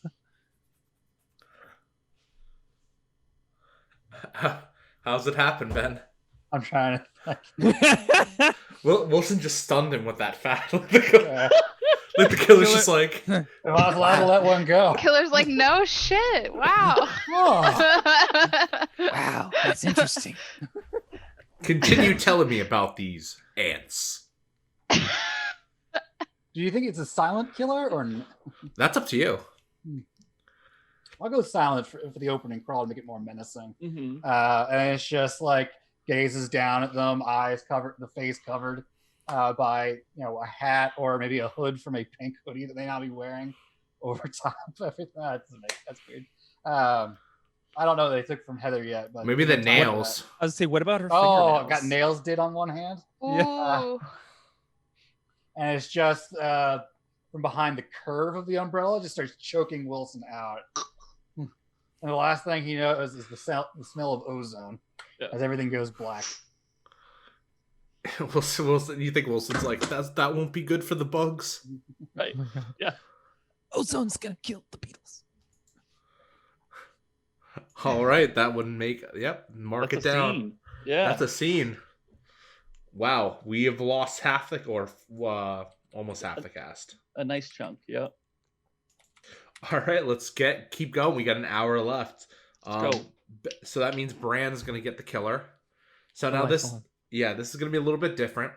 Ben, you're gonna stage the scene. We're each gonna pick a character.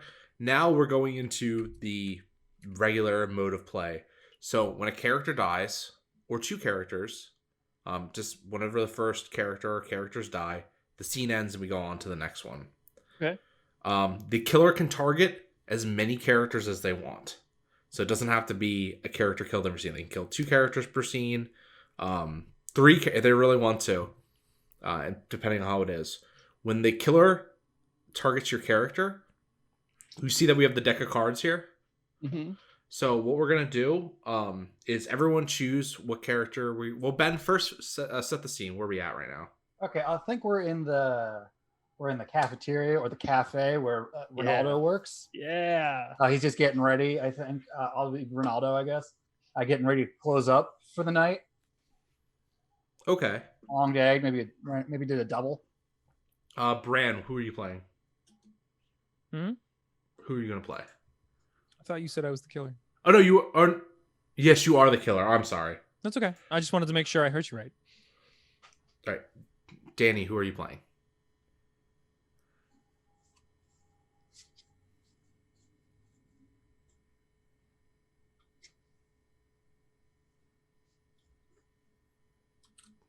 Sorry.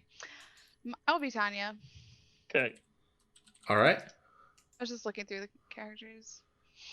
I will look through. I'm trying to see who's still alive.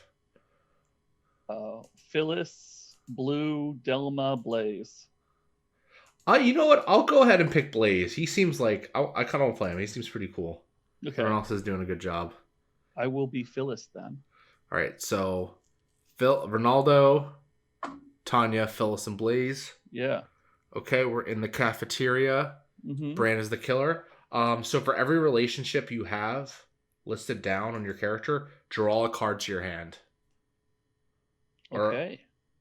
Really, let me actually make sure I shuffled it. I'm sorry. So for every relationship, I shuffled it before the game. Okay. every relationship we have, we draw a card. Yep. And then +1. Mm-hmm. And we drag them to our Yes, area. your hand. Okay. That strange little mystical white square. 1, 2. So Blaze. Oh, I actually have a lot. I draw 5. Wow. This is neat. I know, right? I This was like, card thing is neat. Yeah. Cool. I like it. No, this is a lot of fun. I'm enjoying this a lot. Oh, the game is also fun. I liked the card. Oh, the card thing? The card app's kind of neat. Oh, it is. No, it's smoothly designed. I was playing with it before the game. So audience, what you can't see is this little bottom area of the screen. And when we're dragging cards, we can each see our hand, but we can't see everyone else's hands. So the game can remain a mystery. A mystery. Now, for our aspiring killers out there, if one of us is having issues with how a particular kill should go, you should definitely scream out your suggestions. Because in final girl. Everyone's a director at some point. It can be helpful. Okay, Even viewers like you. Ben, frame out the scene then. So what does Ronaldo do first? Ronaldo's like, cleaning down, his countertops and, he's getting everything, clean for the night, taking the taps out of the soda machine, doing inventory, just running through everything. Blaze is observing the electrical anomalies in the system with the lights going on and everything. He might have heard a scream at one point. You don't think there's something strange going on right now? There's always something strange going on. Kids these days in this, it's campus.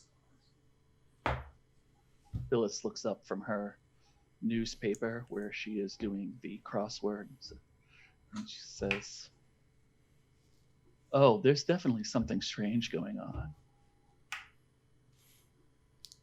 Should one of us inform Blue? Oh, no. What? No. What would Blue do? You're right. Blue works hard, all right?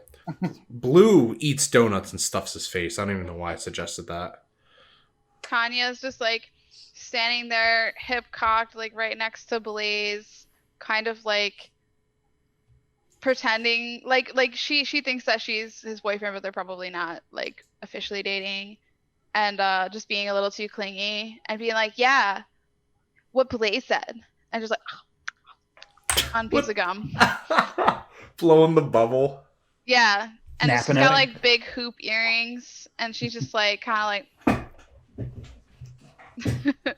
So maybe when Tanya looks away from the scene in a sign of disapproval or something, you notice that the rain outside has stopped, but the sound hasn't. That drilling sound of raindrops on glass hasn't gone away, but there's not a drop falling. What? Blaze gets up and examines the outside through the window of one of the cafeteria windows.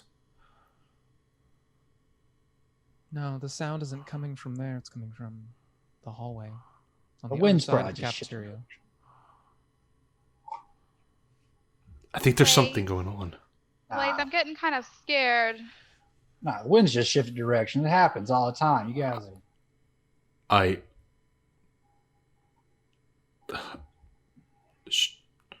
I think we should leave.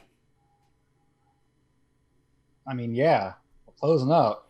No, I mean, there's something Can I- strange. Yeah. Introduce things to Yeah. about the killer that just it can do. Yeah, Just sure. fun. All right, cool. You hear a voice from the hallway with the rain, and it's the voice of Ernest. He just says, he goes, "That's strange. Seems that we've got a large leak in the ceiling." But echoing, distant. Ernest? Now, someone gonna have to, I don't know, Phyllis is Southern now. Someone gonna have to go down there because he gonna break his neck. I'll go check it out. Ernest is... You remember that time he got stuck in the closet for like 3 hours? Like, come on. Ronaldo, go check it out. Open the door. Go out in the hall. Okay. All right, Ronaldo. The Y'all just wise noticed chef. Ronaldo talk about themselves in the third person. Tanya, I think we should get out of here. Is there any other doors? Then let's go, baby. I'm really freaking out. I don't like this. Come on. And she's just like clinging on you, just like. A pair of large double doors that lead out into the hallway. Ronaldo, you open the door, and it's dark, but water pools around your feet, flowing in, and that sound of that deluge gets louder. And what everyone else sees is, quick as a flash, a black shape, but circle of some sort, engulfs Ronaldo and drags him into the hallway with a deep splash, like someone dropped a boulder into a pond. Okay, so Ronaldo, you were getting dragged away, so we're going into the very fun portion of this to see if the killer is able to successfully make his kill. So, Bran, I would like you to take the top card of the deck Sure. and flip it over. Okay, so we're revealing that. Mm-hmm. So 7. The way that it works is that Ben, playing Ronaldo, has to reveal from his hand a what's it called? A number value Or suit value. or suit value that is higher than that in order to survive. Now, the way that it goes for the suits is bloody always beats black and sharp always beats round. So If it's a tie, if it's your tie of numbers and you're between suits. So a diamond is the top suit, so it goes diamond, hearts, spades, clubs.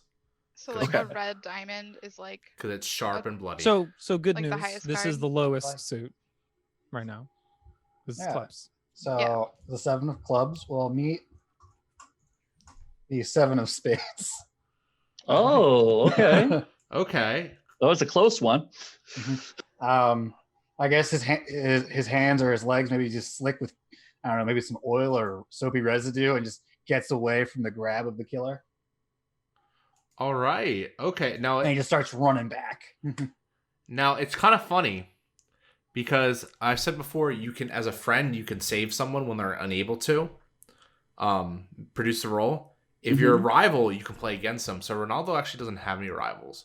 But if Phyllis wanted to, because Phyllis is screwing Ronaldo, Phyllis can do either.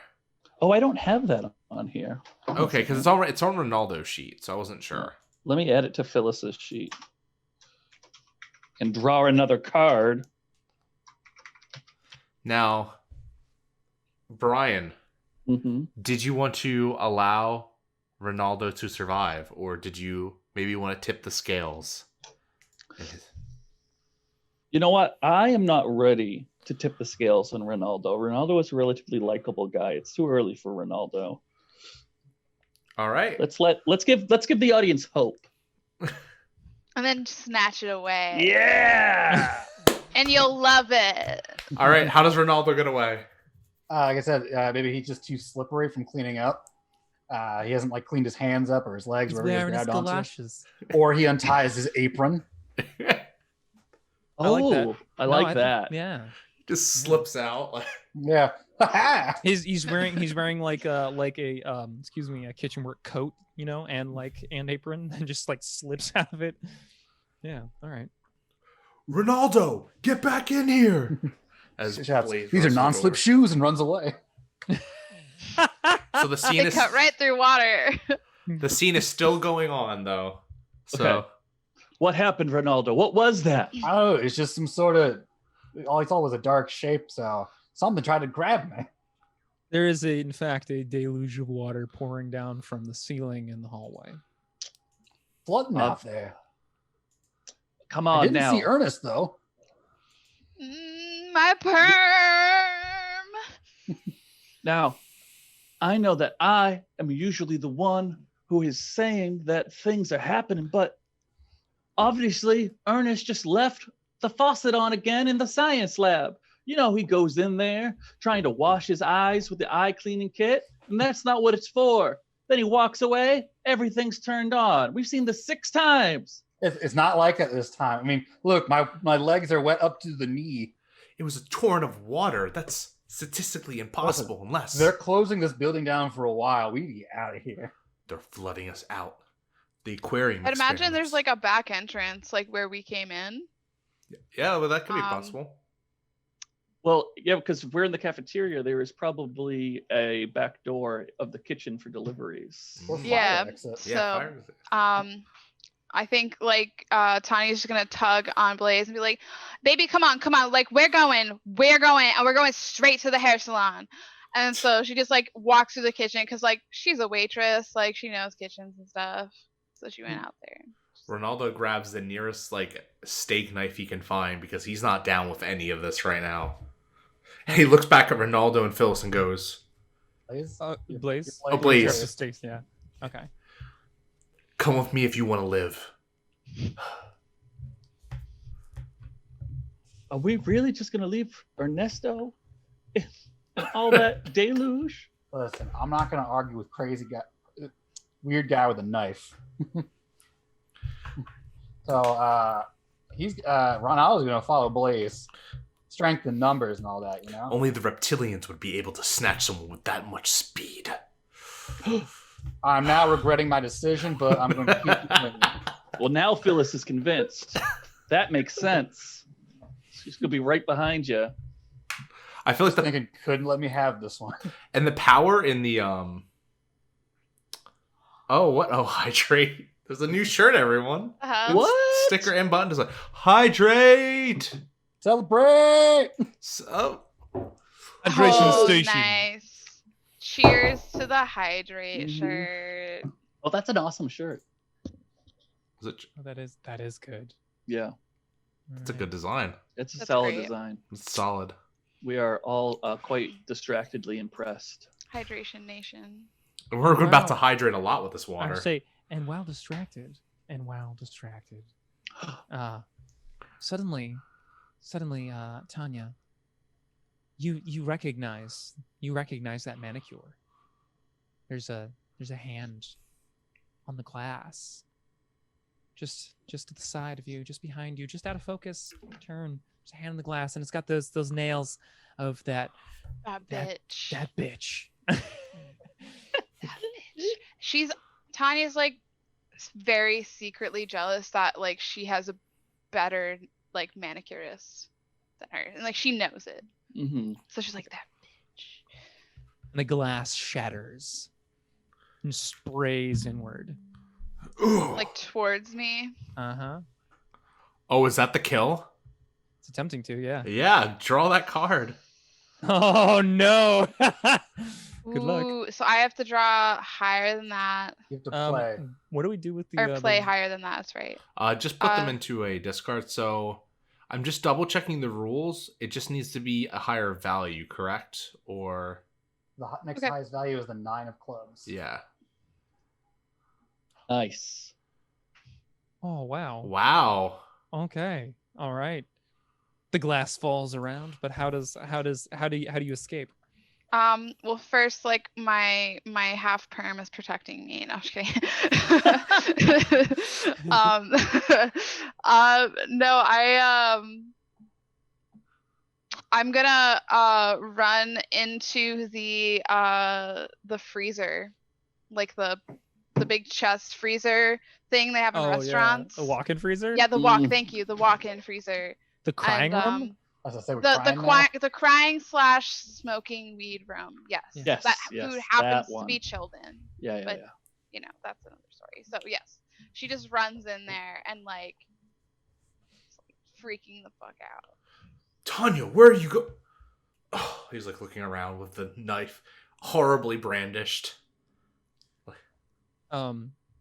So the killer is moving like a strange human that remembered how to be a primate, like hands down Ugh. in water, like climbing down the wall from the window, Oh. like strange stilettos sticking out, the umbrella just like brandish awkwardly in one hand like an overlong limb. Are they still wearing the raincoat? Sure. Oh yeah, they're wearing the raincoat. They got an immaculately manicured hand. And the sweater over the raincoat?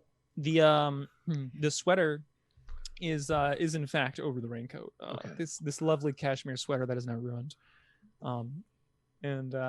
We'll see what. Oh, you know, I didn't. Did you want to decide what they took from Wilson? Was it? Oh yeah. Yeah. Chat. All right, I mean, I can decide. All right. They've got Ernest's mustache, but I think that they don't have any real features. Like their features Mm. are like when you look at them, it's like water running over a lens. Oh, yeah. And but then you also see, I'm just gonna go ahead and give Wilson glasses because why Yeah. not? Wilson's nerd. glasses. Nerds wear glasses. Yeah, nerds wear glasses. I'm not really a nerd, I guess. Blaze just looks onward and Harn goes, a water golem. Okay, Blaze, it's going straight for Blaze after that commentary. it rushes across in like in a bow wave of water, just like scratching and scraping, tile flying up from its sharp limbs. He attempts to make a dispelling sign to dispel the golem. It's a 5 of diamonds. Dispel the golem. Oh no! I need to make the. You I need to can- make the higher. You got to do better. Yeah. Oh boy. Okay. All right. Now, if you're like a rivalry, would you have to play it up it before they played their card, or do you have to wait? No, you play. You wait afterwards. So if you. Okay. Oh, is there a rival of Blaze? Well, Tanya is screwing Blaze, so Tanya could kill off Blaze to save herself. Oh, right. Because she'll make it to the next scene if that's what Tanya wants to do. Is Tanya going to? But Live, Tanya live, doesn't live. want to kill off Blaze. Tanya loves Blaze and is like kind of a little too obsessed with Blaze, even though our relationship maybe doesn't warrant that yet. So, is there a way like she can protect? Oh no, him? he's good. He's Okay, safe. he's good. Okay. Screwing gets to do both things. You can protect or attack. So he does Okay. the sign. It doesn't do anything, but then he just goes and he just stabs really quick with a knife. And I meant like he's like, now taste my magic slaying knife. He's like, oh, it probably sticks in the hand, like he can't yank it out. All right. Like Phyllis runs forward, like practically into Ronaldo, and is just like, "Let's leave them. They're young. We have to get to the bus." Yeah. Look, I know a way. Yeah, just throw Yeah. one of the tables through one of the cafeteria windows. We can go out this way. Blaze dives into the freezer with Tanya. We have just discovered that Ronaldo's secret hobby is powerlifting. Tanya's soaking wet in a freezer now and starting to get really cold. Really cold. Oh. And it's just kind of like in the corner, like Well, I having a say, panic attack. If you made an attempt on if the killer made an attempt on someone's life, they can't make any more attempts, right? Or until you go on through everyone else. Yes. right? Okay. Groovy. So you guys like bust out a window on the other side of the cafeteria and are like running toward it. And you Okay. you could target 2 people at once too if you want to. Oh yeah. So you know, in true over the top, strange horror fashion, the stilettoed nightmare leaps from the water and starts pounding along the drop ceiling, just like destroying it along the way, pieces flying everywhere. Again, that bow wave effect, just parting in front of it. Mhm. And it dives forward to try and skewer the both of you on its wickedly sharp umbrella. And like Mary Poppins jumps No, wait, that's even better. I'm Mary making Poppins kebabs, jumps y'all. With the fucking the umbrella opens and it floats for a second, tries to stab you with its stiletto heels. just Yes, a spoonful one of for sugar each. Yeah, one each, exactly. Yeah. Just a spoonful of sugar. I just sugar punched my mic. makes the blood go down. Oh, good luck, guys. Oh no. Oh, Wait, I already tried to kill Ronaldo, so I guess It's it only at works. Phyllis. It's only Phyllis. Yeah. Maybe you can Well, only go for. Phyllis is has got some problems right now. Because that's what I got right now. That's your highest. oh, I have Clubs is the lowest suit, but Not beating that 10. this any French? I don't have a friendship with Phyllis. I can say Phyllis, but I also kind of just want the scene to. oh yeah, the scene can end after this. I'm fine I'll with say that. Phyllis though. Yeah. I will use French screwing with Phyllis to play this instead. Oh. Oh, okay. All right. I So need maybe that bus the- running. So Maybe the heels miss Phyllis and dig like right into the floor, right on her heels. Little sort of dramatic. Yeah. So that Ronaldo and Phyllis can dive through the window. Alrighty. Yeah, I mean, who was the director of this scene? It would be I'm think trying. it was It was Ben. Ben. The It was person Ben. playing Ronaldo. Yeah, But yeah. but it so- ends when someone dies. Yeah. So it keeps going. Well, you could change Oh. location if you want though. Like if Okay. we're So I mean, there's Yeah. 2 people in a freezer and there's 2 people running outside now. Well, Blaze I is mean, like, Ben, you're in control. You can control the narrative, so. I mean, I think Phyllis and Ronaldo, it's a good idea to run from one of the buses, or Mhm. but how far are we from them on this part of campus? Pretty far. Well, up to you. it's a pretty much an empty parking lot this time of night, except for a few cars parked towards the back. Phyllis, of course, doesn't like to be too far from her bus, so it's really just about a 50-yard dash across a dark, damp parking lot filled with potholes. ooh. Blaze checks him, pokes his head out of the freezer, now brandishing a large frozen pizza. I think it's safe to go. Reptilians can't stand the sight of uncooked dough. The tombstone.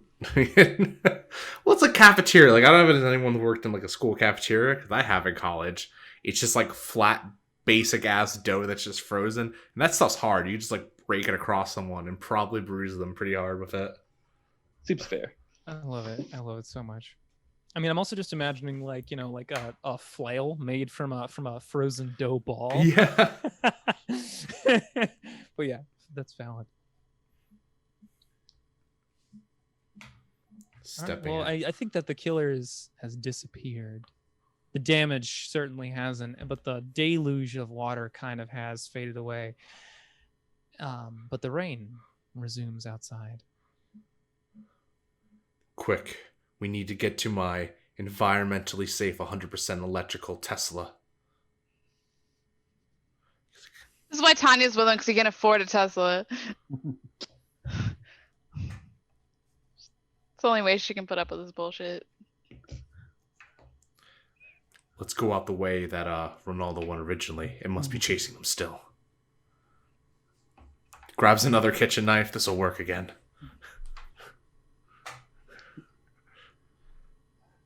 How hard that Tanya's rain just coming following down, killer? along.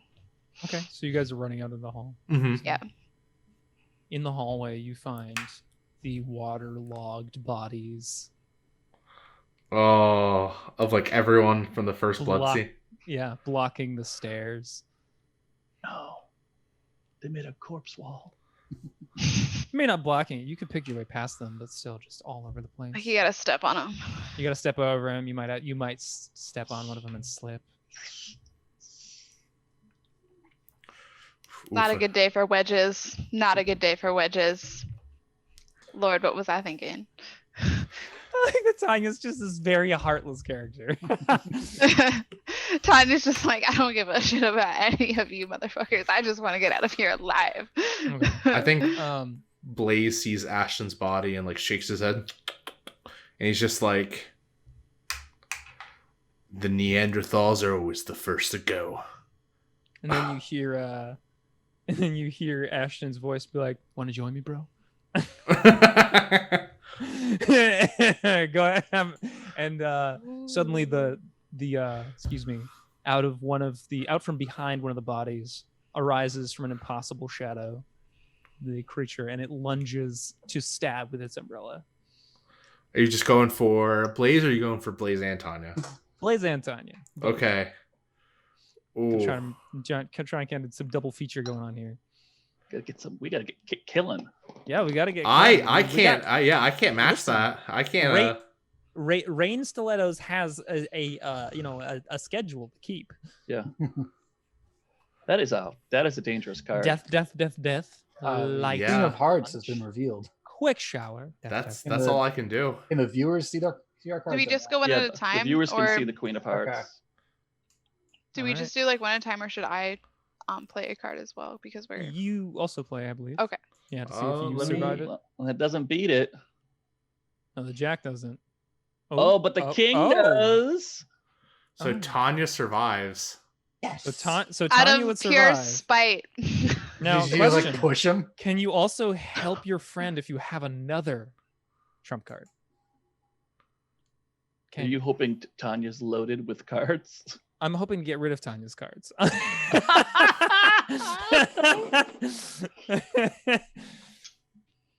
I mean, I don't know. All right, yeah. So the umbrella misses Blaze for some reason or other. Blaze, what happens? Oh no, I don't have the card to fight that because you have a Queen of Hearts. I have a Jack. The Jack's still lower, so yeah, that's right. Blaze... That's right. So sorry, it misses Tanya, and so how does Tanya escape? I think Tanya just like runs behind Blaze. You are showered in blood because the umbrella just stabs straight up through like the rib cage and just out the back, and it's horrifying and bloody and gross. Blaze. And my Bitcoin. You'll be able to trade your Bitcoin in hell. Damn, I thought Blaze with all his cards might last a little. Okay. All right. Yeah, and that ends All right. the scene. Blaze is dead. Nice. The water all like fades away in the hallway, and Tanya's left there just covered. Oh, like it sinks into. Ooh. Just sinks into the ground, and it's gone. All right, everyone. Bran is you're framing the next scene. Danny's the killer. We're down to 5 people left. I think so. Yeah. 5 cards. So what we're gonna do is we get everyone. We collect all the cards. Anyone that has survived as their character in that scene, you can now put down a survivor point on that character. Okay. So with that, Is there any particular place we should put that? just wherever you can, just on the slide. Specifically, what that lets you do is it lets you spend the point. They refresh at the end of the scene, and you can trade out cards for a redraw.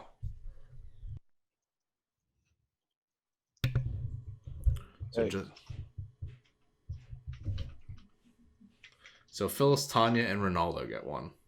And I'm gonna write here. So Blaze was stabbed through rib cage. Yes.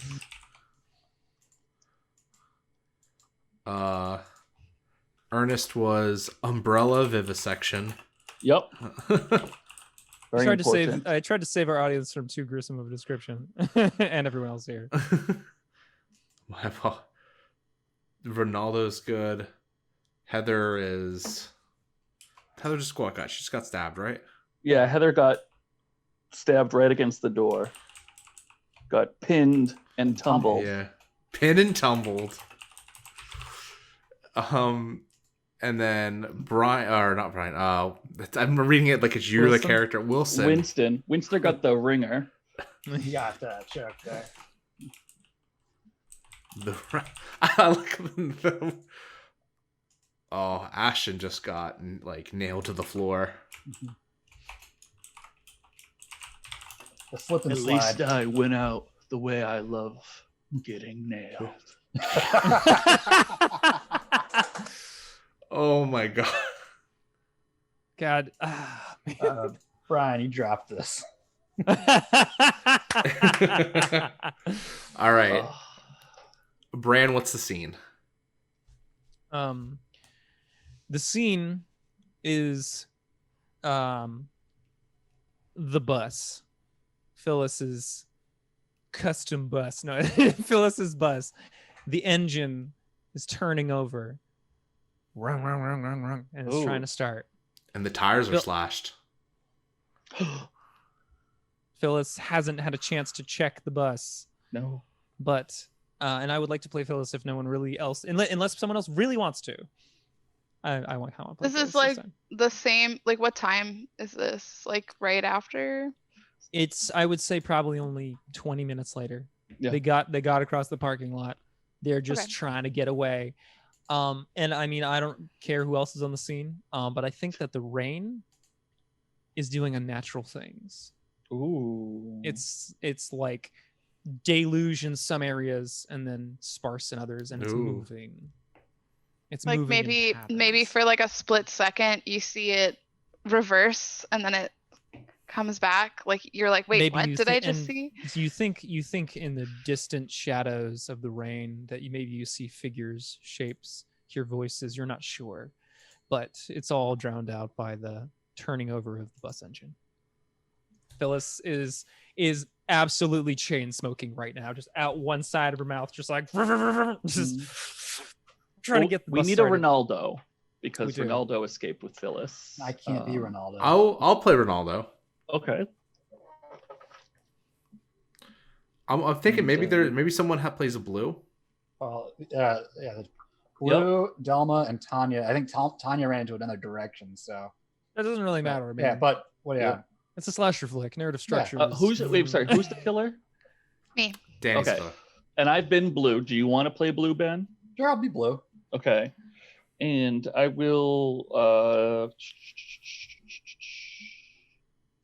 well, can I let's keep it a secret for now. Maybe I'll show up as Delma, maybe I'll show up as Tanya. Let's see what happens. I'm fine with that if everyone else. Okay.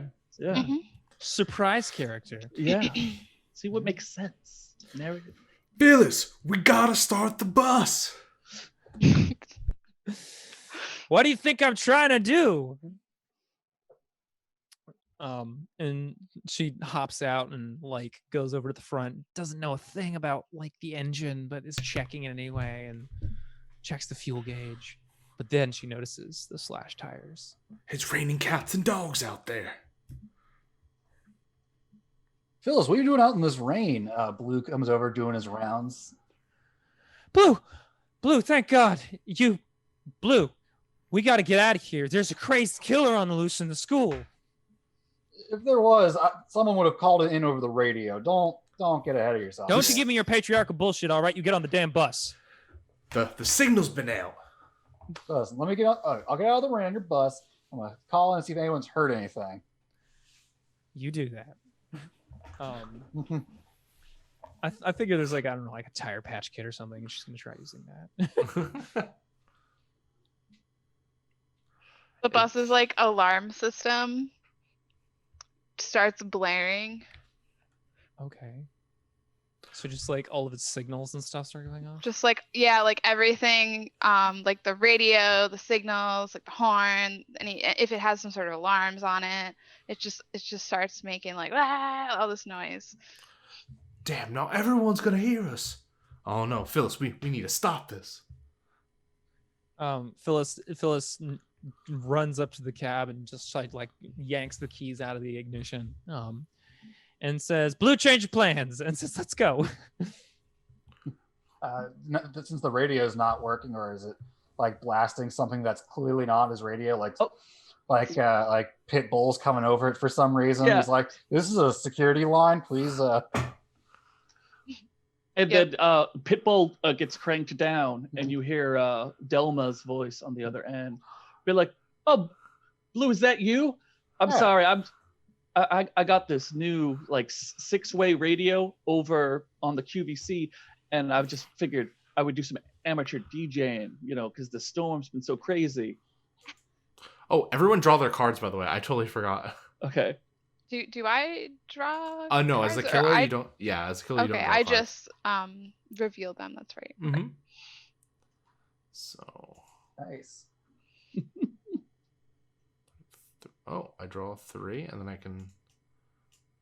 I like how the southern accent is getting passed a little bit. I mean, I liked it from the beginning. I was debating between like Bronx or like Southern initially in my head. So I'm Delma, bus driving here. This is a security channel. But are you on campus? They're saying someone's going around hurting people. Have you seen anything? Jim's fine. I assume. I'm upstairs. Should I go downstairs? I'll go downstairs. We're grouped up at Phyllis's bus in the usual parking spot. If things get sketchy, maybe come to us. I'll try to keep you updated when I can. You want me to come to a broken bus? I must have misheard you. Listen, in this storm, who knows what's going on? The rain's going every which way. Ronaldo's like banging on the cop door or the security cart. Blue, the bus doesn't work. We need to get out of here. Phyllis comes rip-roaring up in her shitty little old people beige car, kicks open the passenger door, cigarette butts and beer cans pour out. She goes, "Get in!" Nobody notices that the trunk is a little bit open. Oh no. All right. Ronaldo will. I feel like Ronaldo gets in the passenger seat. Okay. Blue can't let Ronaldo go alone with Phyllis, and we'll get in the back seat. Oh, well, isn't it his car or? Thought it was It's Phyllis's Phyllis's car. car. It's Phyllis's the beige car. mobile. Okay, it's the beige mobile. All right. one of them.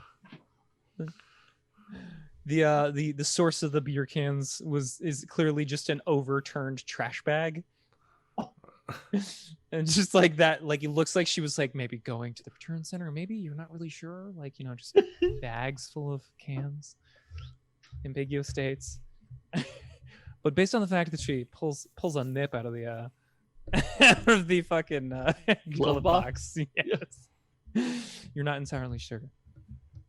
But she takes off like a rocket, peeling out in this rain, heading who knows where. So now we're on the car. Yeah, Ronaldo's just like probably he's got the oh shit handle. He's got the oh shit on his foot on the dashboard. Yeah. Maybe the camera cuts away from the car for a moment, and you see Delma slowly walking down the stairs from her above gym apartment into the dark gym below. I like that. Ooh, okay. The radio clicks on by itself, Mm-hmm. and it starts playing like a weather report. How it's like really weird storms, like they're advising people to go back in their homes, and that they're reporting outages everywhere, and even like some tornadoes in some places. And then Just like really severe weather. the weather channel or the weather report fades to background, and you start you maybe doesn't notice that it's talking about a giveaway in the back room of the gym. The radio switches and says that there's a giveaway in the back room of Delma's own gym. Oh, okay. I just wanted to make sure. Yeah. And the voice of Blaze. Oh, it's Blaze saying it? Yeah. And it's like Keanu Reeves' voice. Hey, Tom. Delma just sort of like looks down at the radio, which she has conveniently clipped to her belt with a radial clip. That you got from QVC. Yeah. He goes, well, isn't that a handy feature? Automatic severe weather reports. God bless the QVC.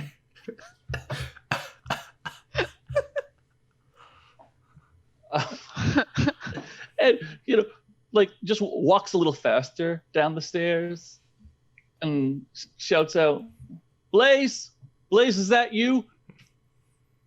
You doing a giveaway from the back of my gym? You didn't even tell me.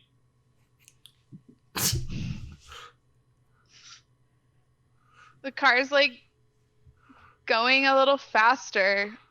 You notice. Oh, It's- so we have a it's- scene cutaway, the engine ramping up. Oh, we're about to lose 3 people. There we go. Phyllis, please, the speed It's- limit is clearly posted. I will have to give you a citation. And it Blue, just keeps- not now. Going faster without Phyllis's Oh control. hell, it's one of them Honda things. What do you mean the- Honda things? she like like double foot on the brakes. The brakes don't work. The electronics start flashing. The car's playing all the loud noises like the bus was. And Okay. you're gaining speed. You don't have brakes. Your steering feels weird. I mean, I imagine it would in the water at least. Oh, the brakes are waterlogged. Phyllis finally reaches the door to the back room, but sudden headlights catch her attention, and Delma turns just as they would normally open the door. The headlights just get huge. Oh, is it the car? Yes. If people are okay with that, I thought that would be fun. I'll take a vote on it because it's a big deal, but I love it. I think it's great. Just put them all 4 of them in one spot for a second. I assume like visibility is almost nothing from this storm, so we could be anywhere. Complete like just rain, just blocking all vision. I have an amendment to this. Please. Right when they get close to the store, a huge like bang. You hear like a huge bang, and it's the killer like striking into the tires like through the trunk, and it like stops them. So they're going really fast, so they like flip into. Oh, they like the scream of tortured metal as the killer punctures through it like it's but it's just like that. Yeah. Oh, great. No sound. Just into like the. I love it because targeting everyone. Everyone could die, but like it would make sense if random people survived. I love it. Ave Maria starts playing. Yes, Ave Maria starts playing. All right. So do I draw a card? You flip the top card over and see if we can. Oh, can we do dramatic one at a time reveals? Is that fair? Yeah, This is fine. I guess I can go first. I'm gonna spend my survivor point to discard. Oh, actually, no. I actually do have a card. Mm-hmm. Or let's see if it doesn't reveal it. Okay, we want to put our cards out. Okay, and then reveal it at the end. Oh, yeah, that's cool. Yeah. That's a good idea. Mm-hmm. So Ronaldo, second is who's that? I just put that down. That's Phyllis. Okay. I'll put blues. Yeah, blue in the back. Yeah. On there. And then we've got Delma by her lonesome. Delma's in the front. Oh, do you mind putting Delma's next to the jack just so they can see it on the screen? Yeah. Okay, cool. All right, then we'll flip Ronaldo. Yes, this is king. Ronaldo forever. What? That's What? Who was the ace? Me, Phyllis. Oh!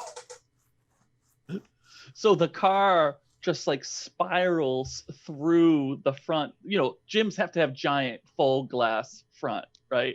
Spirals through, and well, I should let the killer describe how Delma dies.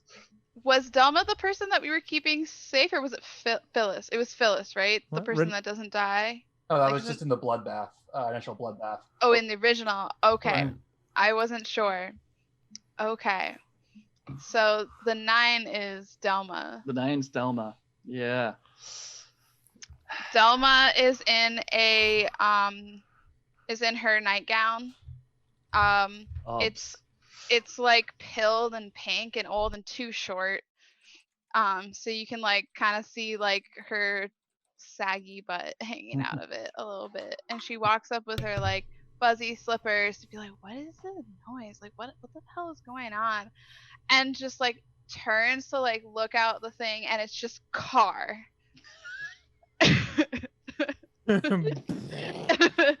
Car. I didn't order anything. And so the car just like spins out and is slowed by all the workout equipment, you know, saving the passengers. But crushing Delma with workout equipment. Absolutely. She died the way she lived, ignoring the workout equipment. Ignoring safety standards. stamp it. Exactly. The next day, her new nightgown was coming from QVC. What's the what do we call this one? Hydroplane. Hydroplaned. Oh, Delma got high weight, low hydroplaned. reps. Death by dumbbells. But I put my name, right? Because I was playing I don't know Delma. why I thought because Danny was playing Delma before. Yeah. Yeah. Danny killed Delma. Danny. Damn it, Danny. All right. So yeah, unless do you want? Okay, so that scene ends there, Yeah. and we shift over. So we literally have what, 5 left? 4. I think so. Okay, we have Phyllis, Ronaldo, Tanya, and Blue. Oh yeah, and survivor points. You know what it was? Why the people in the car survived? It was That's because 4 people. Honda has a really good safety rating. There you go. It is. I feel like Phyllis is stimmed out on nicotine and buzzed on nips, and she just committed vehicular manslaughter. So I think she's just about to go like Ripley on everyone. Thanks, Phyllis, chat. Phyllis, final, please. No. I don't know. I'm hoping for Tanya final. All right. I'm not hoping for anyone. I just thought it'd be funny. Oh yeah. So I think I'm the killer now. Is that correct? Actually, it would throw. So Dan was killer. So I would actually be the killer for this scene, Oh, okay. and then Danny, you will frame it. So, what is the scene? Phyllis, Okay. Ronaldo, Tanya, So- Blue, So Phyllis, Ronaldo, Tanya. Those are the people that and Blue. and Blue. Yep. Blue The 3 is in the members- car, right? Mhm. It doesn't really matter. You could fast forward. It's a new scene if you want. They That's could have true. escaped somewhere else, or Right. Yeah, They yeah. could be in the hospital. I'm thinking that like yeah, at this point like they've escaped, they've realized like Dalma's dead. They're running for help because there's no power anywhere. Like the whole block, the whole area is like out of power. And they bump into Tanya. Okay. And it's the rain is like let up a little bit. It seems like a little bit more normal now, but the sky has this weird sort of like green purple look that never means anything good. Yeah. And I think these characters would probably meet in like one of those kind of like areas off the road where the water collects. Yeah. They're just kind of like in the mud and like running the fuck away.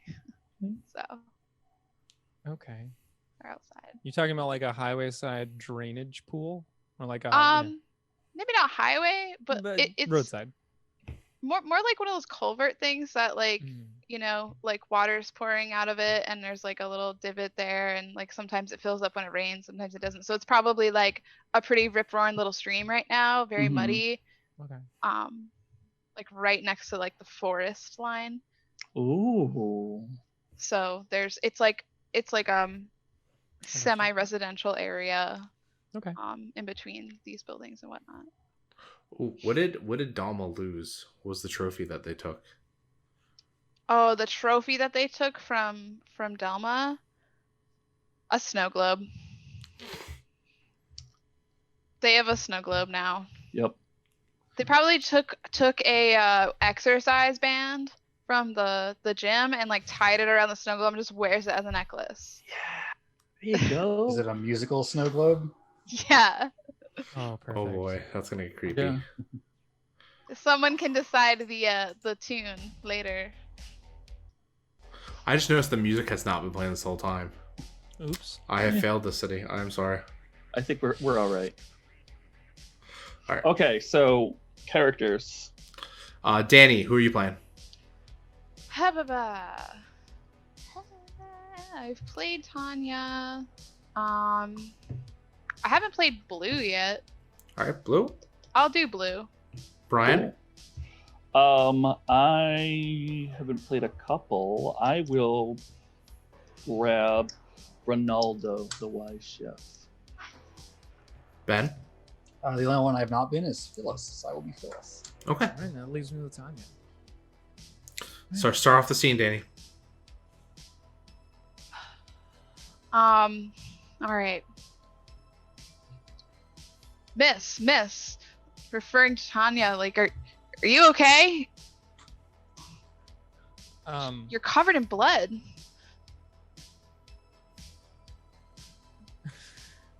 Hang on a second. You're playing Blue.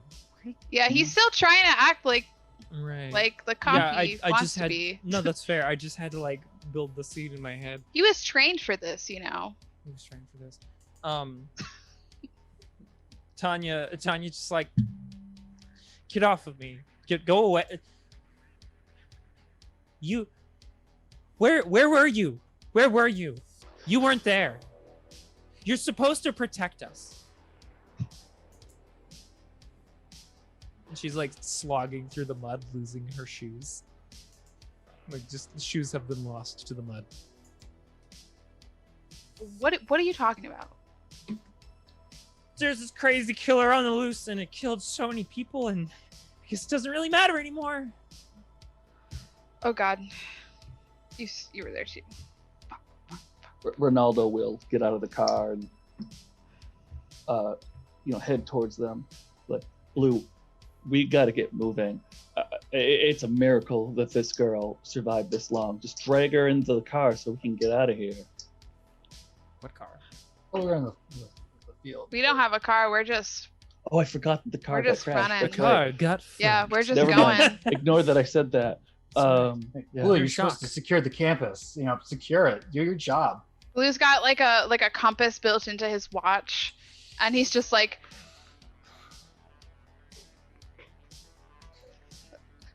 the precinct is that way. As Blue takes a step to start off, Blue's leg gets caught up in because it's where the water's rushing through, right? Yeah. As you see, just like instant, no cue, no nothing, a hand reach up, perfectly manicured, seeing the I face know the of hand anywhere. face grab onto Blue. As the killer's going to attempt to kill Blue right here. Oh, we gotta grab cards. Oh yeah, grab cards. Cards. Oh yeah, true. Remember, you can spend your survivor points to trade in a card if you don't have it. So you discard one and then Yep. draw it. So the Do card you do that before you play? Oh no, that's after. That's after if you can't make the draw. Okay. Oh god. All right. Bye bye, Blue. Who's got to beat that king? Can This is Blue gonna be a beat that fast king? scene. Blue No, has a I'm gonna survivor definitely. point. Yeah, I'm gonna spend a survivor point and discard one. You need an ace. Yeah. You need to draw an ace. An ace of diamonds. So I looks just good with draw and see what I get. Yeah, you could just. I wouldn't even put it in your hand. Just draw and put it down and see if you. All right. Fuck it. Oh, Nope. oh, I really like Blue. So can I spend? I'm friends with Blue Ronaldo. I'd like to spend my survivor And point. see if you can draw an ace. Sure. See if I can draw something better. Oh man. Blue. Blue, I know you're kind of just, like weird, almost all right. Bye. Like, anyone else have friendship they want to spend a survivor point to save him, or I have rivalry. Mm-mm.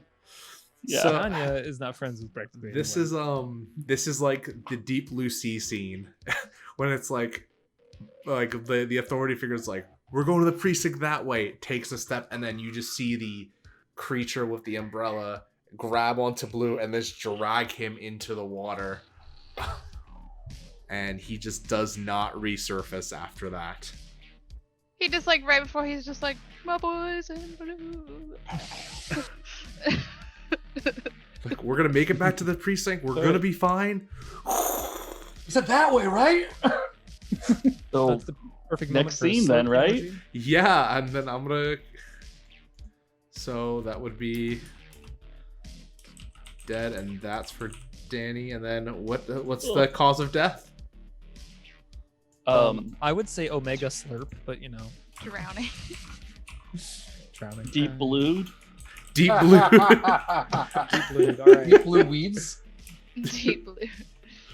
I love it. That's perfect. I'm sorry for giving that a short scene. We're just getting to the end. I want. It's fine. It's all right. I mean, That's you're good. No. the king of diamonds. I feel like before as the scene is ending, Tanya goes, "That's not fair." What?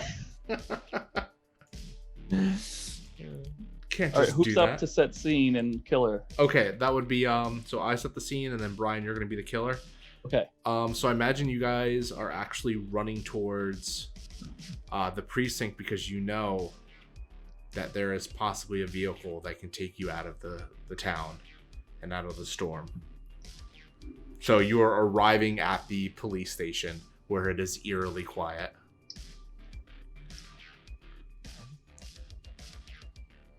So, Ben, who are you playing out of the remaining? Well, you get to pick first, or Well, oh no, yeah, I would get to pick. So we're down to three. Phyllis, Ronaldo, and Tanya. Okay. I'll actually set the scene out so the other three can grab people. Okay. Because I got to set the scene, so. Okay, so then Ben, you're choosing. Does anyone only have one choice? I've been everybody. Oh. I haven't been Ronaldo. So I can be Ronaldo. Okay. Yeah, I mean, I've been Tanya and Phyllis, and I'm fine with both. I'll be Tanya. All right, I'll be Your Phyllis. Phyllis is very entertaining. I feel like Phyllis is just kind of like oddly resourceful. This chef has survived way longer than I thought he would. Yeah. That's because when you make people like you, He got that early save. just means he'll die horribly right at the end. And Tanya's got that grit. She's literally gonna cheat to win. Yeah, I feel like we probably should have made Tanya rivals with more people, but Next time. next time. The sequel. The secret. Bloody Mary Tanya. 2. Oh god. So, yeah, you guys are at an eerily quiet police station. Are we like covered in mud from our trek through? Yeah, covered in mud. Tanya's covered in blood. Keelhaul, that's a good way to go. It is. Oh, we're a getting good one. raided. Hey, welcome to the raid. Thank you, Table of Horrors, raiding your party of 16. I super appreciate that. Oh, hello. Welcome, Table of Horrors. Howdy. Tune We're in at- for at finale. Getting towards the end of our final girl game. Yeah. 3 people are left, and they've just entered an eerily empty police precinct. Phyllis has survived 3 scenes. Paranoid bus driver. So is Ronaldo, though, All right. I think. That makes sense. Yeah. So upon getting near the police station, Phyllis is just like, all right, now listen, if they address you, you don't speak to them unless they address you first, because otherwise they're gonna shoot you, okay? That's what Blaze told me. I was like that kid, even if he was kind of a dumbass. Yep, take your cards.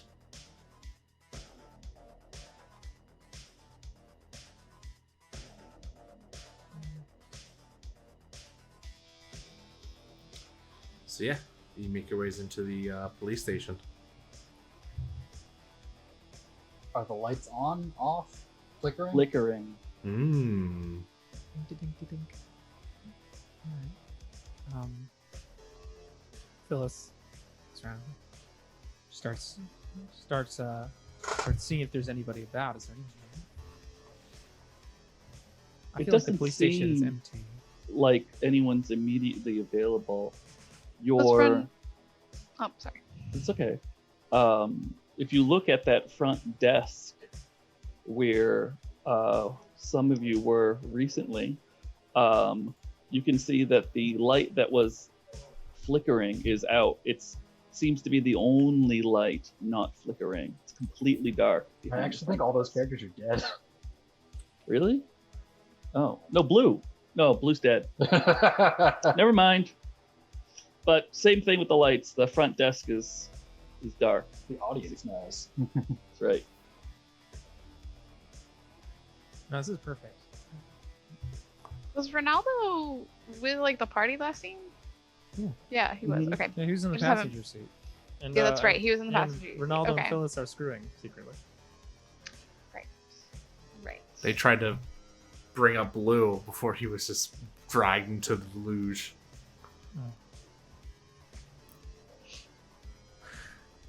Hey, who wrote Chronic Shore? I don't know. It's I great. did. It's perfect. It's perfect. She's chewing on something. You don't know what it is. Her eyes seem real wide. I thought you could see the blue raccoons. It'd be cool if the maybe the PA system turns on. What do you guys think? Yeah, I mean, Ooh, yeah. if you're not playing a character, I say you go ahead and act a little more dogmatically. Have at it, just say it. Yeah. PA system, just Great. pop and fizzle. And through the pop and fizzle, you hear a voice. It's Blue's voice. And Blue says, "You always trust a police officer. They're here to protect and serve." And a clipboard just like shoots out of the darkness and skitters onto the floor near your feet. It's just a pad of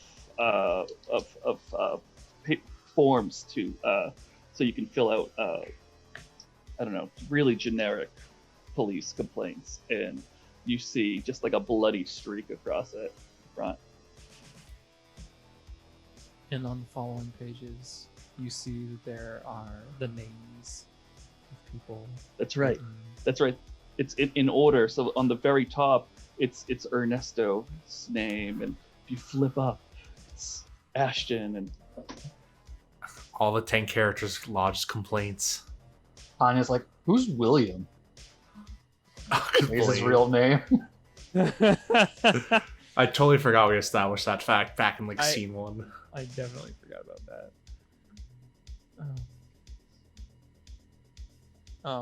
Phyllis is definitely gonna start gonna go looking for like first aid kits and stuff on the wall, and like patting around and like looking for just like a flashlight or something.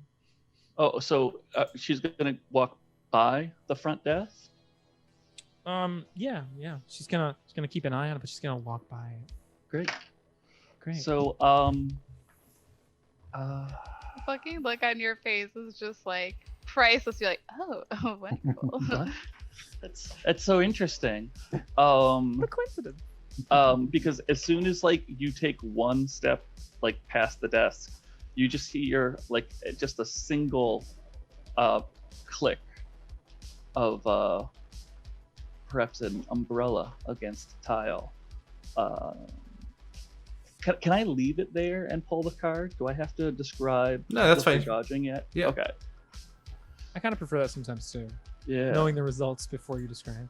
So let's Yeah. this is what the killer gets, Phyllis. Oh. Mm. Oh man. Okay. Well, my best can't beat it, but you're supposed to reveal anyway, right? Yep. Yep. But Phyllis has survivor points, so I'm gonna spend a survivor point. I'm gonna discard, and I'm gonna draw. Oopsie. Oh shoot, that'll work. Is that? Wait. How? Yeah, the Those queen are- one. Huh? Okay, the queen would. Yep. Yep. So Phyllis has 2 survivor points. Mm-hmm. So what is the chain of events? Because I mean, I can describe how I survive, but how does the killer? Right. So I think from out of the darkness, you see the audience sees the umbrella shoot from the front desk, and it looks like it's gonna pierce Phyllis like right through the neck, but But Phyllis down to a couple too many of them nips, and she falls. And just like as the umbrella just you hear the movement of the air, you feel it, and she falls and like rolls, and then like scrambles back to her feet. The umbrella extended on an overlong arm. mm-hmm. Yeah. Ronaldo's just like, baby, like rushes over to her to Mhm. try to like catch her fall. I mean, like doesn't really catch her fall, but like tries to. Tanya's like, "It's here. What do we do now?" The arm just stays extended. It doesn't pull back into the darkness at all.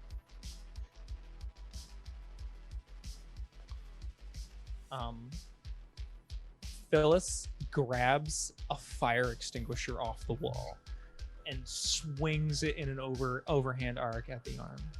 Great. And as soon as you swing the fire extinguisher, it pulls back in, and you hear just like several clicks as if something was scurrying away.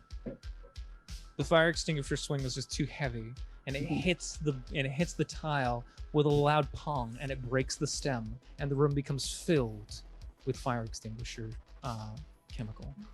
And yet it smells like ozone. Visibility is poor. How do the other two react? Tanya's like, way to go, idiot. Now we can barely see. It's going to get us in this mist.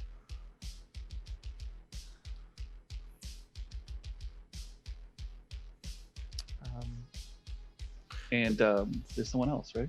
Yeah. Oh yeah. Ronaldo had said, rushed forward. What is Ronaldo? Yeah. doing?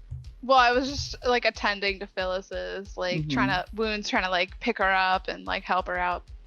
Right. And so in response to that, Phyllis got up and swung the fire extinguisher. Oh, she got up. I thought she was okay. Yeah. Yeah. No, Ronaldo. Probably and also like at the same time like took out this like knife that he's got like on his leg, like a knife holder, like a chef's knife holder. Like he just has knives on him. Right, yeah. Because he's just like a super chef, I guess. I don't know, man. And If just he is, was formally trained, he might have knives of his own yeah, he just takes it out and he's like ready to like to go. Mm-hmm. Protecting Phyllis Phyllis. and Ronaldo versus the world. Right, and through the fire extinguisher mist comes Blue's flashlight, one of those big hefty metal flashlights, and it comes clanging down on the knife, and I want to do a card off again. Who are you targeting? I'm targeting Ronaldo, the wise chef.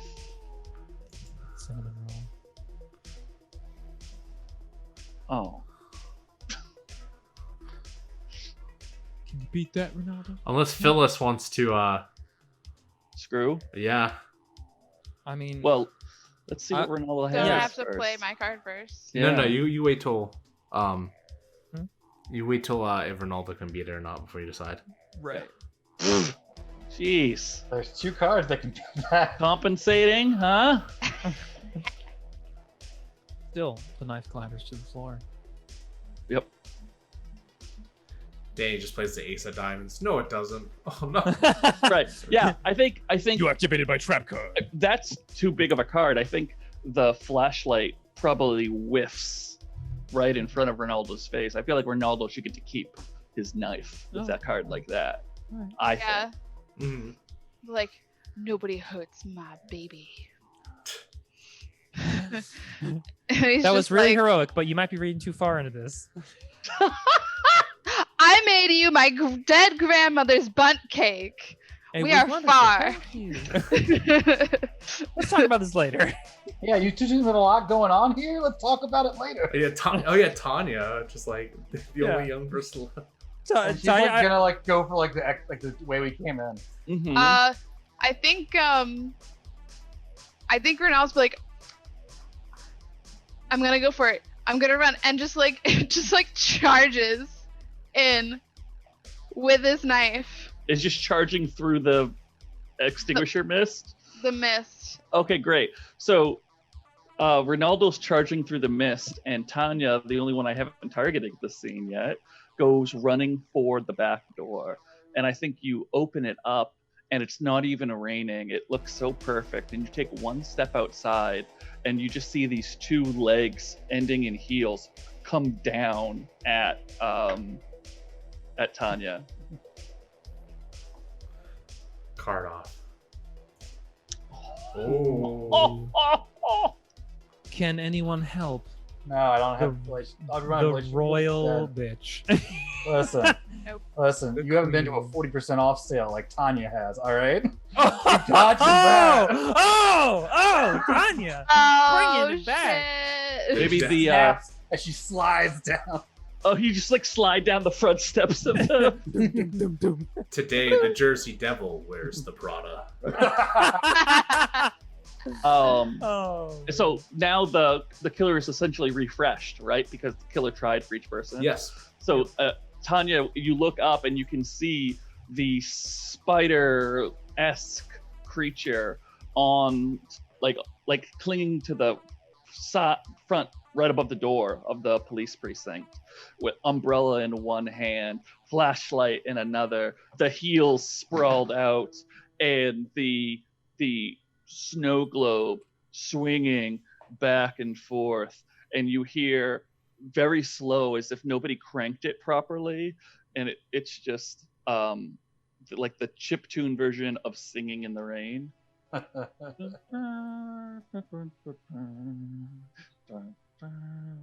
Oh.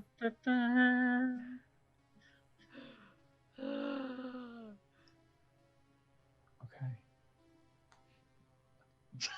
Just like freeze frame.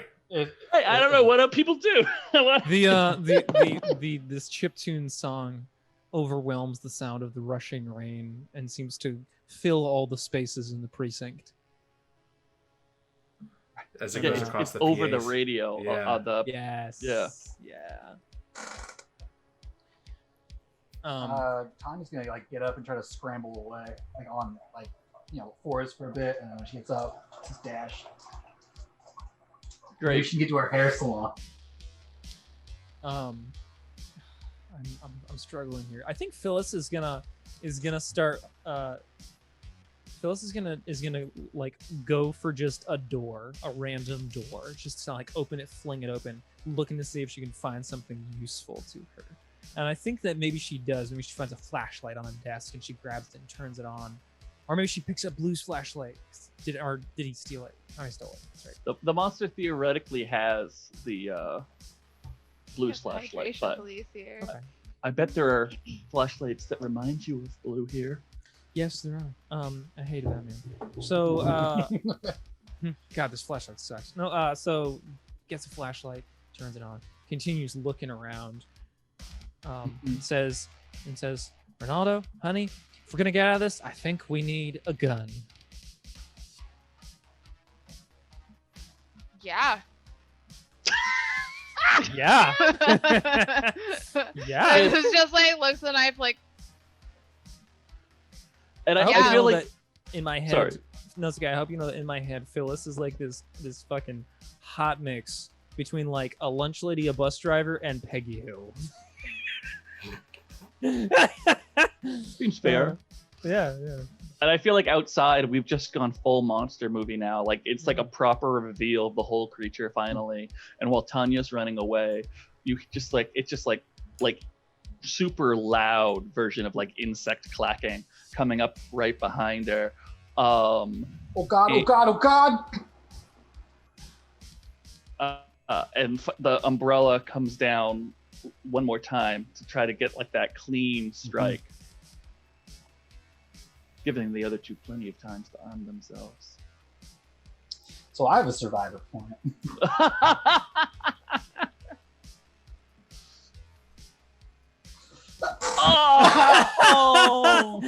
Oh man. The umbrella comes down into the pavement. It gets stuck temporarily, letting Tanya get into the hair Slip salon. away.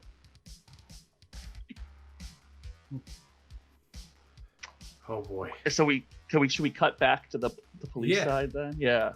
I feel like you guys found the gun. All right. Yeah. do you find one gun or two? Because I feel like a police station would probably have more than two. Honestly, I would be cool at this point. It's getting so climactic if they're just like the next time we see them, they're loaded up.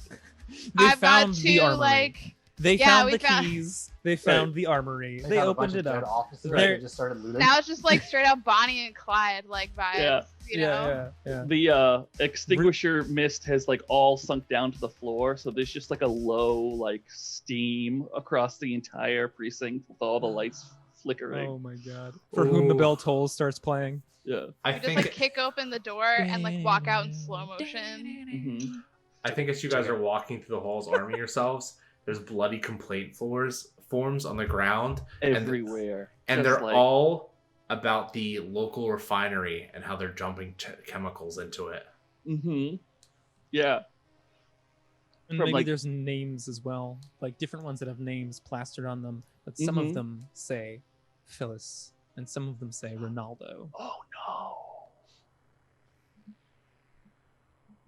And as you're looking totally badass, just like walking down the hallway, this shadowy form just rises up from the mist behind you. And the audience sees umbrella, flashlight, double attack. Oh man, here we go. Can we take the gusto out of your sails as soon as you have confidence?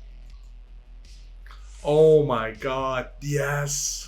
All right. I draw a card too. I just imagine it's like the smoke and you just hear the like Well, it's the same scene still. No one's Yeah. died. Yeah, True. it is the same scene. so You gotta.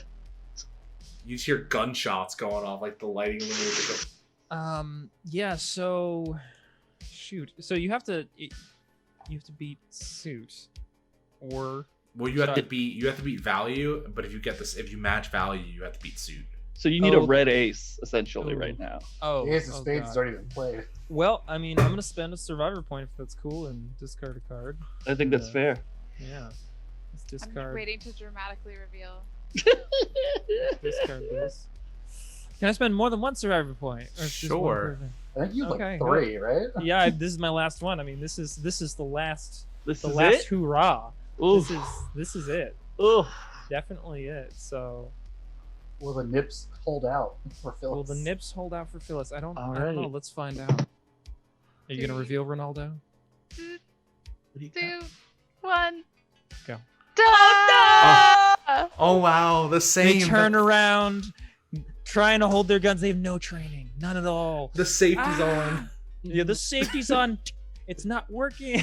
Yeah, and you know, there's just blood hits the camera, and it just bullets everywhere. Oh. We gave them a nice last lovers left alive death. Does it like cut to outside? You see the gunshot flashing from Yeah. inside. Absolutely. Do any of the shots hit the killer though? Maybe wounding it. Oh, I think the killer's wounded, but Tanya got to the hair salon. How does Last Survivor work? What is that? So a very special moment. Okay, so now Yeah. we give over. So Ronaldo was controlled by Dani, and I got that one. Phyllis is controlled by. okay, so now we go to the very last scene. So the killer passes towards Ben, and now all of us we tally up who has the most dead characters. Oh, cool, So fun. we have one for Dani, one for Bran, I have two. two for Bran, one for Brian, I- or two for. I'm just counting them all. Yeah, I've got 2. I counted Two? mine.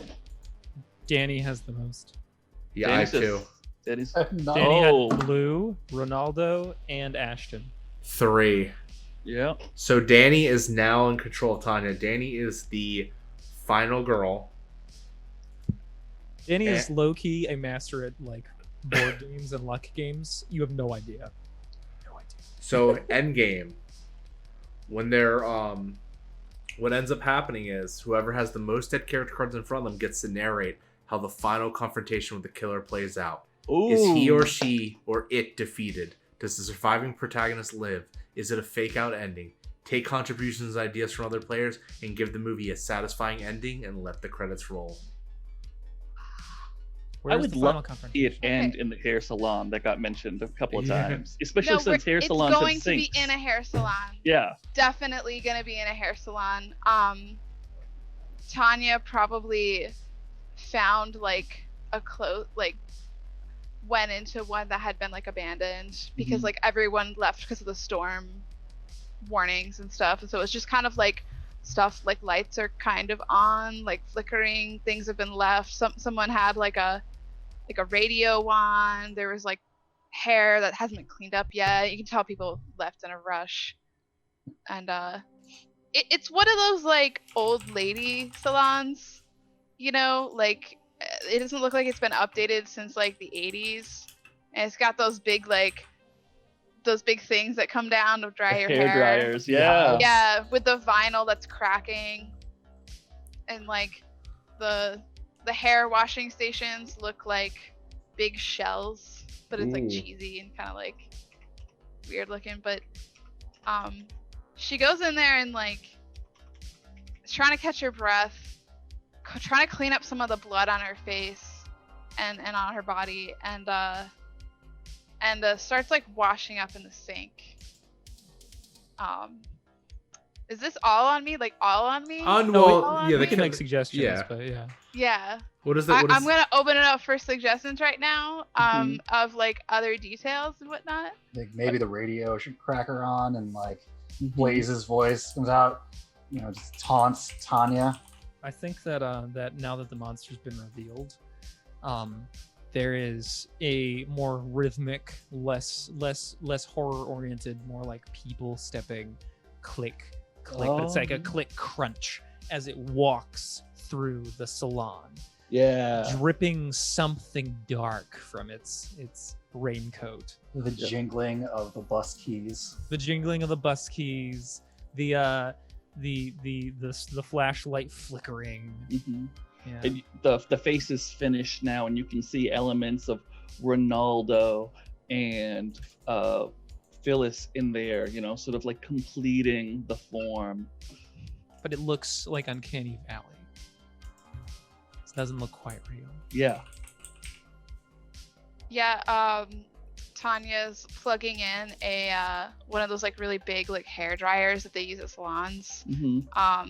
And like trying to like dry out her hair. Probably doesn't notice this thing. So hear me out. Perming chemicals. Legally blonde, this monster. It's ammonia, which basically, it's just a lot of ammonia, which is highly toxic to water-based organisms. Chemistry. No, but it'd be funny if it ended perm chemicals, because your perm got fucked up by the monster. So now your perm fucks up the monster. That would be kind of funny. And you don't hear the monster approaching, but perhaps one of our lesser used elements, you get that smell, that ozone smell.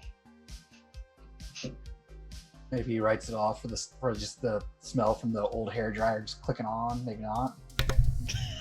Still gives me the willies though. I think Tanya knows by now. She starts plugging in a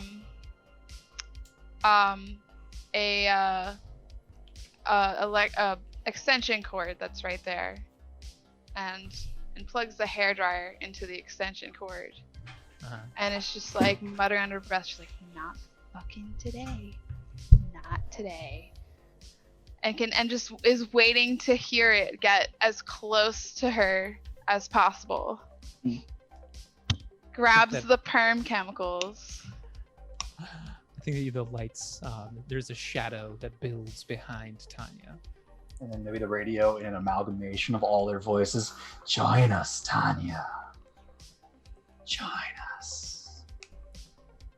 Flicks on the hairdryer like to full, and just like freaking like whips around and like throws the running hairdryer into the watery monster. Oh yeah. Causing an electrical like feedback. The monster starts screaming. Yeah. And you there's see the chemicals. hairdryer like embed itself because the monster never really had a physical form. Oh. It's just screaming. Does it actually scream itself, or like the radio scream? I think it's a lot of voices screaming. All the voices scream. But then they suddenly filter out, like as it's like they're being freed from it. Starts to sound like the sound of gurgling. However, it still reaches out for you because it's still a monster. It's still resistant. Because now you decide, does Tanya live or does Tanya die? Tanya fucks up the monster. Tanya lives. You don't fuck with Jersey. Did Tanya backhand that bitch? Came out with the hairdryer and the chemicals. Like That's a double whammy. And then like I'm sure probably caught some on fire. Like just shit is happening. Mm-hmm. I love the idea of like the face melting, very liquid, but also flashing through all the victims one by one. I like and the flashes of electricity. Yes. Oh yeah, that's a great idea. It would be great if the last face is Heather, one of the first victims in your rival, because Tanya can get to say something mean. You deserved it. think that the monster doesn't just merely dissolve, but seems to dissolve into strange, amorphous little tadpole-like things, just falling apart that then melt into the floor. And go down the drain. And then the screaming stops, and all you hear is the rain hitting the ceiling. Mm-hmm.